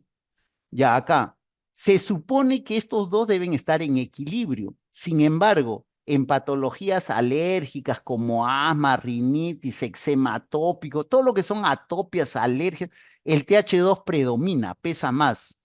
Y el TH2 es una célula, o sea, célula, el linfocito T. Y estas son sus moléculas que produce esta célula, interleuquina 4, 5, 9, 13, que ya hemos visto que hay anticuerpos monoclonales contra estas interleuquinas, ¿no? Y el TH1, ¿qué tiene que hacer el TH1? El TH1 tiene que ver con la inmunidad, que tiene que ver con infecciones que pueden ser virales o bacterianas o incluso tipo TB, ¿no? Por lo tanto, este TH1 que produce gamma interferón, interleuquina 2 y 18, que son moléculas que tratan de controlar infecciones. Entonces, hay una teoría, entre comillas, que se llama de la higiene. En países pobres que no tienen limpieza, higiene, donde hay muchas infecciones, predomina el TH1, con estas moléculas. En cambio, dice que en países donde han controlado las infecciones, etcétera, predomina el TH2 y donde hay más enfermedades de tipo alérgicas. Es una teoría, ¿no? Pero aquí lo que sí es verdad es que estas moléculas estimulan a TH0 pase a TH2 y esta de TH0 pase a TH1, y lo que es verdad es que estas son moléculas de TH1 y estas son moléculas de TH2. Eso sí es verdad. Esto es lo que estamos hablando, infecciones respiratorias para TH1, incluso tuberculosis, por eso está el PPD, y acá todo lo que es ácaros, alergenos, hongos, eczema, atopia, rinitis con TH2. Ahora se pone T2 nomás, ya no se pone el H, pero acuérdense, es linfocitos T helper, pues son se pone T2 nomás, ya no se pone TH, pero acuérdense que son helper. Este es un dibujito bonito con un linfocito y con sus interleuquinas y acá los anticuerpos monoclonales, ¿no? El primero que salió fue el anticuerpo contra el IgE, ¿no? En nuestro medio, porque el asma alérgica es más común, pero ojo, como les digo, ¿ah? Antes me descartan muchas otras cosas, me usan bien todos los tratamientos antes de usar estas cosas, ¿no? Hay anticuerpos monoclonales y hay algunos medicamentos que han estado en estudio, otros que están en estudio, que no van directo contra la interleuquina, sino van contra la función general del linfocito, ¿no? Y tenemos ciclosporina A, rapamicina, tacrolimus, etcétera, ¿no? Bueno, lo que más está a la moda ahora en anticuerpos monoclonales son los anticuerpos contra estas interleuquinas, que es lo que hemos visto, ¿no? Esto es lo mismo, esto es lo mismo, factores de riesgo para, ya, esto lo leen, es factores de riesgo para malos resultados en asma. ¿Cómo se evalúan estos factores de riesgo? Se evalúan 1 o 2 veces al año. Primero al comienzo y de ahí al año o a los 6 meses, dependiendo del paciente. Siempre hay que medir el BEF1, o sea, siempre hay que hacer una espirometría al inicio del tratamiento y luego repetir a los 3 o 6 meses de tratamiento, no se olviden, ¿no? Siempre es bueno ver la función pulmonar. Y evidentemente tener cuidado de los factores de riesgo. Estos factores aumentan la posibilidad de que un paciente al tener malos resultados en el tratamiento pueda tener frecuentes exacerbaciones, ¿no? Estos son factores de riesgo de malos resultados en el tratamiento del asma, son obvios. ¿Qué factor? Un asma que no está controlado, obviamente mal resultado, ¿no? El tratamiento. Glucocorticoides que no sean prescritos, que el paciente se dispara solo, esos también van mal. Pobre adherencia, también van mal. Y a esto, toda la mayoría de estas cosas hemos discutido. Obesidad, rinocin, todo esto hay que descartar que no tenga nuestro paciente antes de empezar a usar cosas. Y estos son comorbilidades, son factores de riesgo de malos resultados en el tratamiento. Por eso hay que, paralelo a su tratamiento del asma, hay que estar descartando y si tiene algo de esto, tratándolos, ¿no? Para que el tratamiento del asma sea eficiente, ¿no? Evidentemente, otras exposiciones, hay que evitar una serie de exposiciones, tabaco, alergenos. De nuevo, problemas socioeconómicos importantes. Esto debería ir en rojo y grandazo, ¿no? Porque esto no le hacen caso, no le preguntan al paciente, ¿no?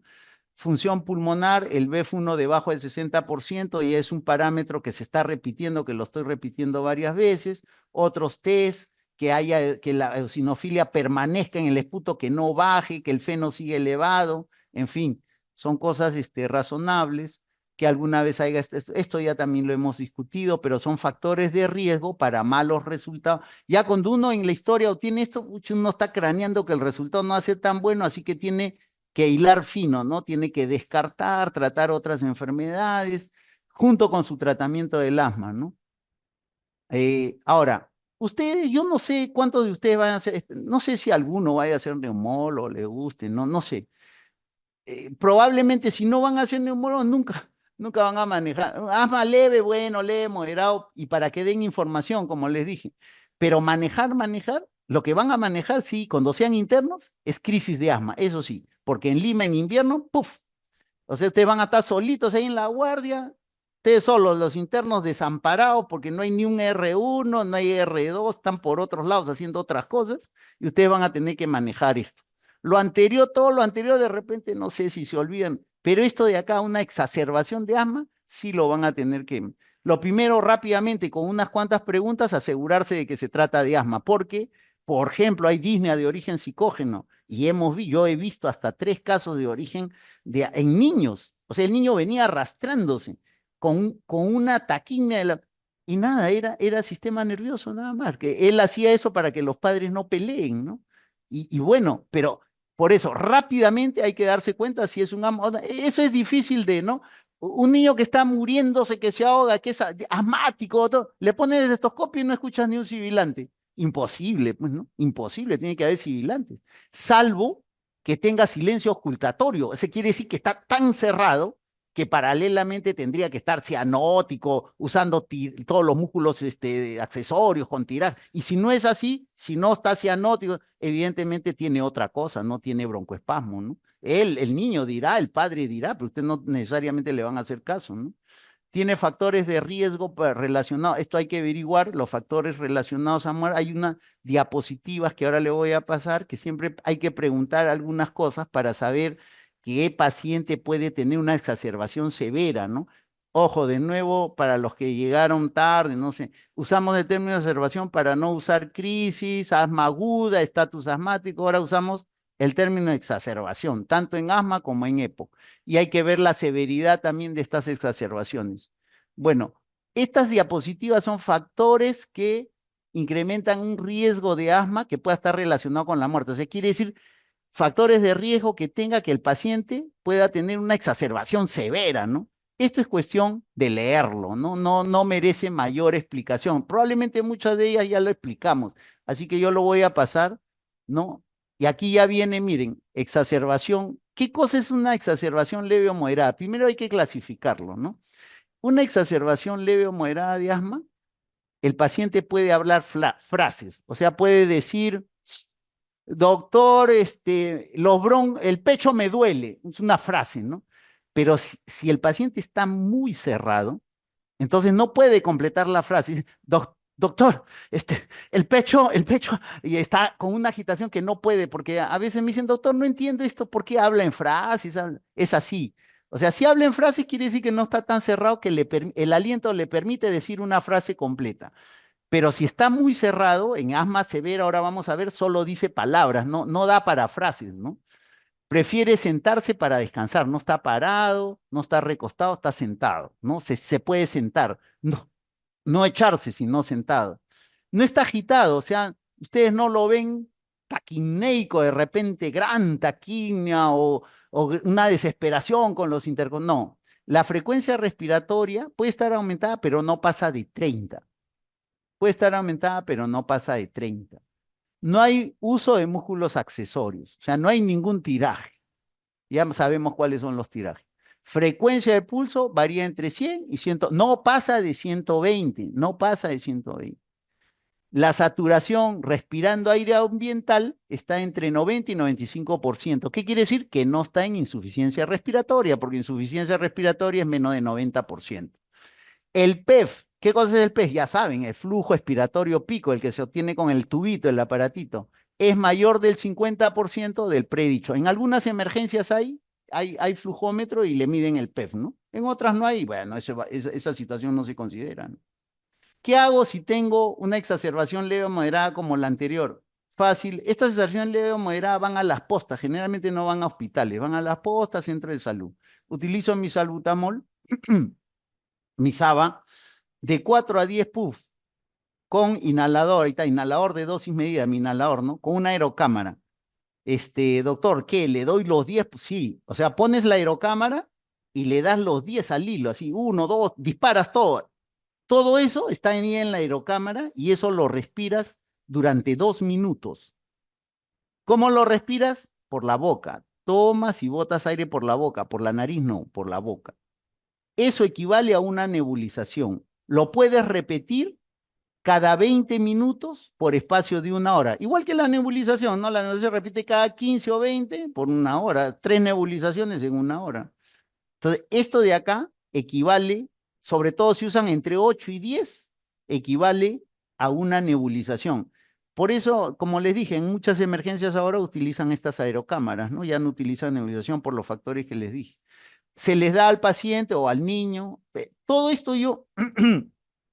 todo esto es de adulto. La clase de asma en niños lo van a llevar en pediatría y puede variar en muchas cosas, ¿no? No es lo mismo. Este es de adulto. Toma prednisona o prednisolona de 40 a 50 miligramos. Una dosis, ¿no? Una dosis y espera pues el resultado, ¿no? Esperas, ¿no?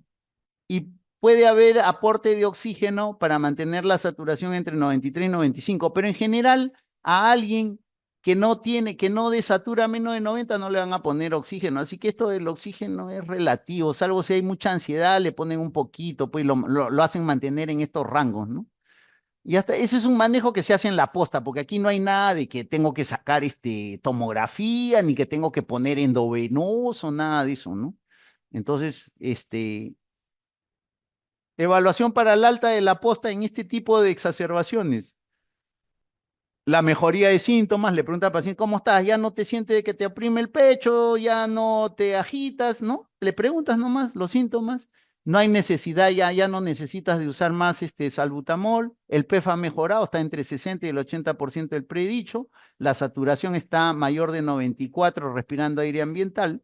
Y el paciente tiene recursos en casa, o sea, tiene familia o él tiene su inhalador, tiene recursos para poder continuar su tratamiento. Diferente es un viejito que vive solo o vive con su viejita, él tiene 90 y la viejita tiene 105 años, ¿no? Entonces, ni modo, ¿no? O sea, en casa no lo van a hacer, así que de repente hay que tenerlo más horas en emergencia o hay que internarlo, ¿no? Por eso dice recursos adecuados en casa para continuar el manejo. Paciente esquizofrénico, ¿con quién vive? Solo, está equilibrado, en ese momento está bien porque toma su medicación, pero uno no sabe si mañana, pasado va a estar bien, mal, va a tener una crisis, ¿no? Entonces, todas esas cosas hay que considerar. Pero este manejo básicamente de la posta, ¿no? Y ustedes como internos van a estar en hospitales más, probablemente alguna vez en postas, pero más van a estar. Ustedes lo que van a ver es esto, exacerbación severa, una crisis severa, y eso van a manejar ustedes. El paciente habla solo palabras, lo que ya hemos dicho, no le da para la frase, no llega a la frase. Se siente encorvado hacia adelante para tratar de jalar más el aire, ¿no? Es una posición que le favorece la utilización de los músculos inspiratorios, ¿no? Está muy agitado, la frecuencia respiratoria está mayor de 30, La utilización de músculos accesorios probablemente tiene todos los músculos, la mayoría de tirajes. La frecuencia cardíaca es mayor a 120, la saturación es menor de 90, respirando aire ambiental. ¿Qué quiere decir? Que está en insuficiencia respiratoria. Y el PEF es menos 50% del predicho. Esto es una crisis, una exacerbación severa, ¿no? Vamos a hablar siempre, a veces digo crisis para que se acuerden que estoy hablando de eso, pero ahora vamos a usar en todo exacerbación, exacerbación. ¿Cómo trato a esos pacientes? En algunas emergencias el inhalador ya no es suficiente porque el paciente no puede jalar, no puede ni respirar, así que no, ya el inhalador no funciona, así que hay que nebulizarlo. ¿Con qué lo nebulizo? Con salbutamol. Doctor, ¿cómo nebulizo? Pones una receta, mascarilla para nebulizar. Va y lo trae de la farmacia, en una bolsita su mascarilla para nebulizar. Eso lo conectas al balón de oxígeno, ese grandazo del balón, ahí. Para nebulizar ponen el flujo en 7 litros por minuto, ese es estandarizado internacional. Para nebulizar ponen el oxígeno a 7 litros por minuto. Y en la mascarilla para nebulizar tienen como una copita ahí, ahí echan la medicina de 2 a 3 gotas por cada 10 kilos de peso. De 2 a 3 gotas por cada 10 kilos de peso, considerando máximo 70 kilos como peso ideal, ¿no? Por ejemplo, si pesa 70 y así pese 100 kilos, ustedes lo consideran 70, nomás no van a considerar 70. De 2 a 3 gotas por cada 10 kilos. O sea, si pesa 70, 7 por 2, uso 14, 7 por 3, 21. O uso 14 o uso 21. ¿De qué va a depender? De qué tan mal esté mi paciente, pues qué tan cerrado usted. Si está hasta la patas, uso 21 gotas, ¿no? De 2 a 3 gotas por cada 10 kilos de peso. ¿Y a eso qué le agrego? 5 cc de suero fisiológico. 5 cc de suero fisiológico, ese es estándar también. Punto, cierro la copita, lo uno, le pongo su mascarilla y ahí comienza a nebulizar. Demora más o menos 10, 15 minutos, que se nebuliza todo, de ahí el paciente descansa 15 minutos, lo vuelvo a nebulizar, ¿no? Así. Máximo 3 nebulizaciones. Si no abre, hay que hospitalizar al paciente. Hay pacientes en emergencia que yo voy con interconsulta, veo, ¿cuántas veces te han nebulizado? 8 veces. No, ya no, ya. Si no abre con 3, ya no va a abrir. Ese paciente hay que estudiar, hay que hacer algunas cosas más que ya ahora les voy a decir. También pueden usar bromuro hipatropio con una aerocámara porque no tenemos bromuro hipatropio así para nebulizar en gotitas, no existen, ¿no? Hay algunos sachets que vienen de donación, que hay en algunas emergencias de hospitales nacionales. Bueno, si viene, el sachet es para un adulto, ¿no? Se rompe todo y se echa. Ya está un adulto más de 60 kilos, bueno, ya con eso lo nebulizo. Pero no, en nuestro medio para comprar no hay. Así que, ¿qué es? Es después de cada esta que le ha hecho su nebulización, le usa bromuro hipatropio 3, 2, 3, 4, 5, 6 puffs, depende de lo que usted, de acuerdo al paciente, ¿no? Y la dosis máxima también que puede usar. Generalmente no pasamos de 4 puffs, ¿no? Entre 2, 3, 4. Ya dosis mayores lo usamos en la UCI con determinadas precauciones, etc. Este es una, o sea, broncodilatador, ¿no es cierto? De acción corta. Ese es uno. Es una triada. El otro componente de la triada es corticoides endovenosos. El más baratito en nuestro medio, dexametasona. Una ampollita costará 3 soles, 4 soles, ¿no? Claro, el ideal es entre hidrocortisona, que es más potente, hay en el CIS. El mejor de todos es metilprednisolona, ¿no? Claro que una ampollita de 150, de 250 o 125 de metilprednisolona puede costar 100 soles, ¿no? Pero a veces el paciente está tan mal que a veces hay que optimizar el tratamiento. Optimizar quiere decir usar todo lo bueno antes de meterle una ventilación mecánica, ¿no? Y entonces le obligamos casi a, no, tiene que ser este corticoide que es el mejor, si no, no va a mejorar. Todo lo mejor, optimizamos tratamiento, ¿no? Todo lo mejor, listo, antes de meterlo a una ventilación mecánica, ¿no? Perdón, ¿qué más se puede usar? Se puede usar sulfato de magnesio en casos en donde el paciente no responde, pero la otra triada, le dije que era una triada, ¿no? Broncodilatador, corticoide endovenoso y oxígeno. ¿Por qué? ¿Por qué oxígeno? Porque estamos diciendo que los severos todos tienen menor de saturación, menos de 90, por lo tanto, están en insuficiencia respiratoria y necesitan oxígeno. El oxígeno va a depender, pues, de qué tan mal ustedes lo vean. Si lo ven muy mal, le pondrán una mascarilla Venturi y controlarán la saturación. Si no mejoran, pasarán a una máscara con reservorio. Y si se pasaron, están bien, pueden regresar a una cánula binasal, ¿no?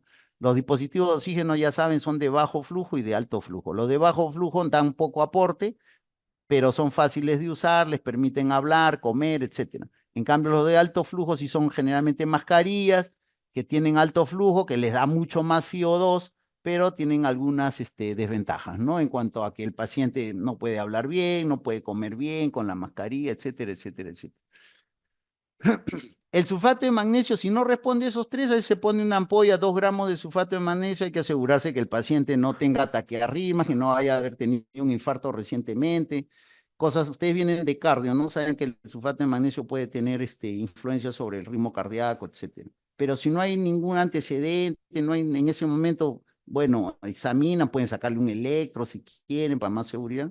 Le pueden poner, y el sulfato de magnesio activa los canales de calcio, etcétera, ¿no? Y ya, bueno, a través de esos mecanismos, el paciente puede mejorar un poco. Bueno, vamos a suponer que no en todos sitios tampoco hay sulfato de magnesio, pero la tríada básica es nebulización con beta agonistas de acción corta, corticoides endovenosos y aporte de oxígeno. O sea, al mismo tiempo que lo están nebulizando, le están poniendo el corticoide, todo es así, no, primero nebuliza a ver si te pone, no, todo junto, ¿ah? Todo junto van usando. El corticoide no crean que va a actuar a la hora, por lo menos unas 3 o 4 horas, por lo menos. El oxígeno si eso es más rápido, y el broncodilatador también ustedes saben que es un poco más rápido. Ahora, no mejora con un tratamiento, un manejo bastante adecuado como que está acá. 3 ya, pónganle una más, 4 ya. No mejora con eso, hay que internarlo. Pero antes de internarlo, por favor, a estos pacientes sáquenle una placa de tórax y unos gases arteriales. ¿Por qué la placa de tórax? Porque las 3 complicaciones más frecuentes de una crisis o una exacerbación severa de asma se ven en una radiografía de tórax. ¿Cuáles son esas 3? Uno, neumonía. Una neumonía se ve perfectamente en una placa de tórax. Doctor, ¿y por qué neumonía? Ya hemos dicho que muchos pacientes les da ataque de asma o crisis de asma después de una infección viral o con una infección viral. Entonces empiezan con una infección viral y a los 5 o 6 días se complica ya con bacteriano y te hacen neumonía. O te puede hacer también neumonía por el virus, que es más grave, ¿no? Entonces, ojo, por eso, no se les vaya a escapar una neumonía. Otra, 2, atelectasia. La atelectasia se ve perfectamente en una placa de tórax. Doctor, ¿por qué atelectasia? Porque el asmático produce un moco denso, espeso, que se pega en los bronquios y no deja pasar el aire, y el pulmón que depende de ese bronquio que está cerrado se va colapsando. Es una atelectasia obstructiva, ¿no? Y tercero, neumotoras. Doctor, ¿por qué neumotoras? Porque muchos asmáticos tienen bulas subpleurales, o sea, ampollitas. Digo, un globo, el pulmón es como un globo, que ese globo tenga unas ampollitas, y cuando están en exacerbación aumenta la presión del tórax y esas ampollitas se revientan. Entonces el pulmón se colapsa y hay neumotoras, cosa que se ve perfectamente en una placa de tórax. Entonces, si ustedes van a internar a un paciente con exacerbación de asma porque no ha respondido al manejo inicial en emergencia, antes de internarlo, por favor, le sacan una placa de tórax y le sacan un AGA. ¿Por qué un AGA? Un AGA son análisis de gases arteriales. Porque el juego de oxígeno y del CO2 en una crisis de asma más o menos es el siguiente. Cuando empieza la crisis y el paciente está respirando 30, 35 por minuto, al tener esa frecuencia tan elevada, evidentemente bota CO2, ¿no? Elimina CO2. Al eliminar CO2, el CO2 en sangre arterial, o sea, en el AGA, en sangre arterial va a bajar porque está eliminando CO2. Es al comienzo. Pero ¿qué pasa si ese paciente está en la emergencia 12, 24 horas, va 36 horas en emergencia y no lo pueden sacar, no lo hospitalizan por decir, porque no hay camas, no hay camas, no lo podemos hospitalizar, y el paciente comienza a empeorar? Entonces, ¿qué va a pasar? Que el paciente, sus músculos respiratorios se van a empezar a agotar. Con tanta frecuencia respiratoria, se empiezan a agotar. Es como ustedes, les hago cargar una pesa, ¿no? De 4 kilos. Los 3 primeros minutos, levanta, levanta, levanta, levanta, levanta. Ya, qué fácil, doctor. Pero lo tengo 1 hora ahí, ya se les cae el brazo, ¿no? Ya no pueden ni levantar ni un dedo, ya. Es igualito, los músculos respiratorios se agotan. ¿Qué pasa si se agotan los músculos respiratorios? El paciente va a ser cada vez menos bradicardia, o sea, va a ser tanto bradicardia como frecuencia respiratoria baja, va a hipoventilar, o sea, a ver, para que me entiendan, va a respirar menos, va a respirar poquito, porque ya no le da sus músculos respiratorios. ¿Y qué va a pasar con el CO2? Se va a almacenar, pues si ya no boto CO2, ya la frecuencia pasó de 30 a 15, a 14, a 12, ¿no? Entonces comienzo a retener CO2. Entonces, es importantísimo tener un AGA inicial de estos pacientes para ver después si la evolución, ese CO2 que estaba bajo, si comienza a normalizarse, a subir, mal pronóstico, el paciente se está agotando, probablemente tiene que entrar a UCI. Por eso tiene que tener siempre un AGA basal antes de ingresarlo. Lo demás, evaluación para el alta, este facilongo, lo leen, no requiere mayor explicación. Evaluación para la alta, lo leen, no requiere mayor explicación. Hospitalización, lo que les he mencionado. Y no siempre, miren, en emergencia no hay ni espirometría, ni rara emergencia que tenga flujometría. Pero esta es una indicación, no menos de 40. Pero ustedes, básicamente, se han manejado bien la crisis severa, como les he dicho, con la triada, le han puesto sulfato de magnesio. Ya póngale una nebulización más 4, el paciente no sale, se interna. No va a estar nebulizando 5, 6, 7, 8 veces porque se puede complicar. Entonces se interna, saca su placa y se interna. Si está muy mal, puede hacer una interconsulta a UCI, ¿no? No importa que, bueno, el de UCI si lo ve más, no, está para sala, listo. Pero no vayan a internar a sala y está para UCI. En la sala a las 3 horas se muere, porque ustedes internan a la sala a las 9 de la noche. No hay nadie en la sala, ni un médico a las 9 de la noche. Hay enfermeras nomás. El paciente entra a las 9 de la noche, a las 2 de la mañana hace paro porque el paciente estaba tan mal, ese paciente no debió ir a sala, debió ir a UCI, pero ustedes no pueden, ustedes son internos, no pueden internar en UCI. ¿Qué hacen ustedes? Interconsulta a UCI. Paciente con exacerbación severa de asma no ha respondido a tal tratamiento, se solicita evaluación y sugerencia. Él dirá si pasa medicina o pasa UCI. Creo que acabamos. Preguntas. Si es que queda alguien, no sé, creo que no queda nadie. ¿Eh? ¿Dónde están? ¿Preguntas? ¿Alguna Doctor, pregunta? hable vos. ¿Alguna cosa que quieran saber? Debe haber varios asmáticos, no sé, he chocado con alguien, he dañado a alguien. Bueno, chicos, no hay preguntas, no hay preguntas. Espero que todo esté claro, espero. Bueno, si no, cualquier cosa ya me encuentran por acá, por el hospital, me preguntan. Listo, chicos, gracias por aguantar, y bueno, espero que hayan aprendido algo. Gracias, buenas tardes. Gracias, Gracias, doctor. doctor. Hasta luego. Gracias, Doctor.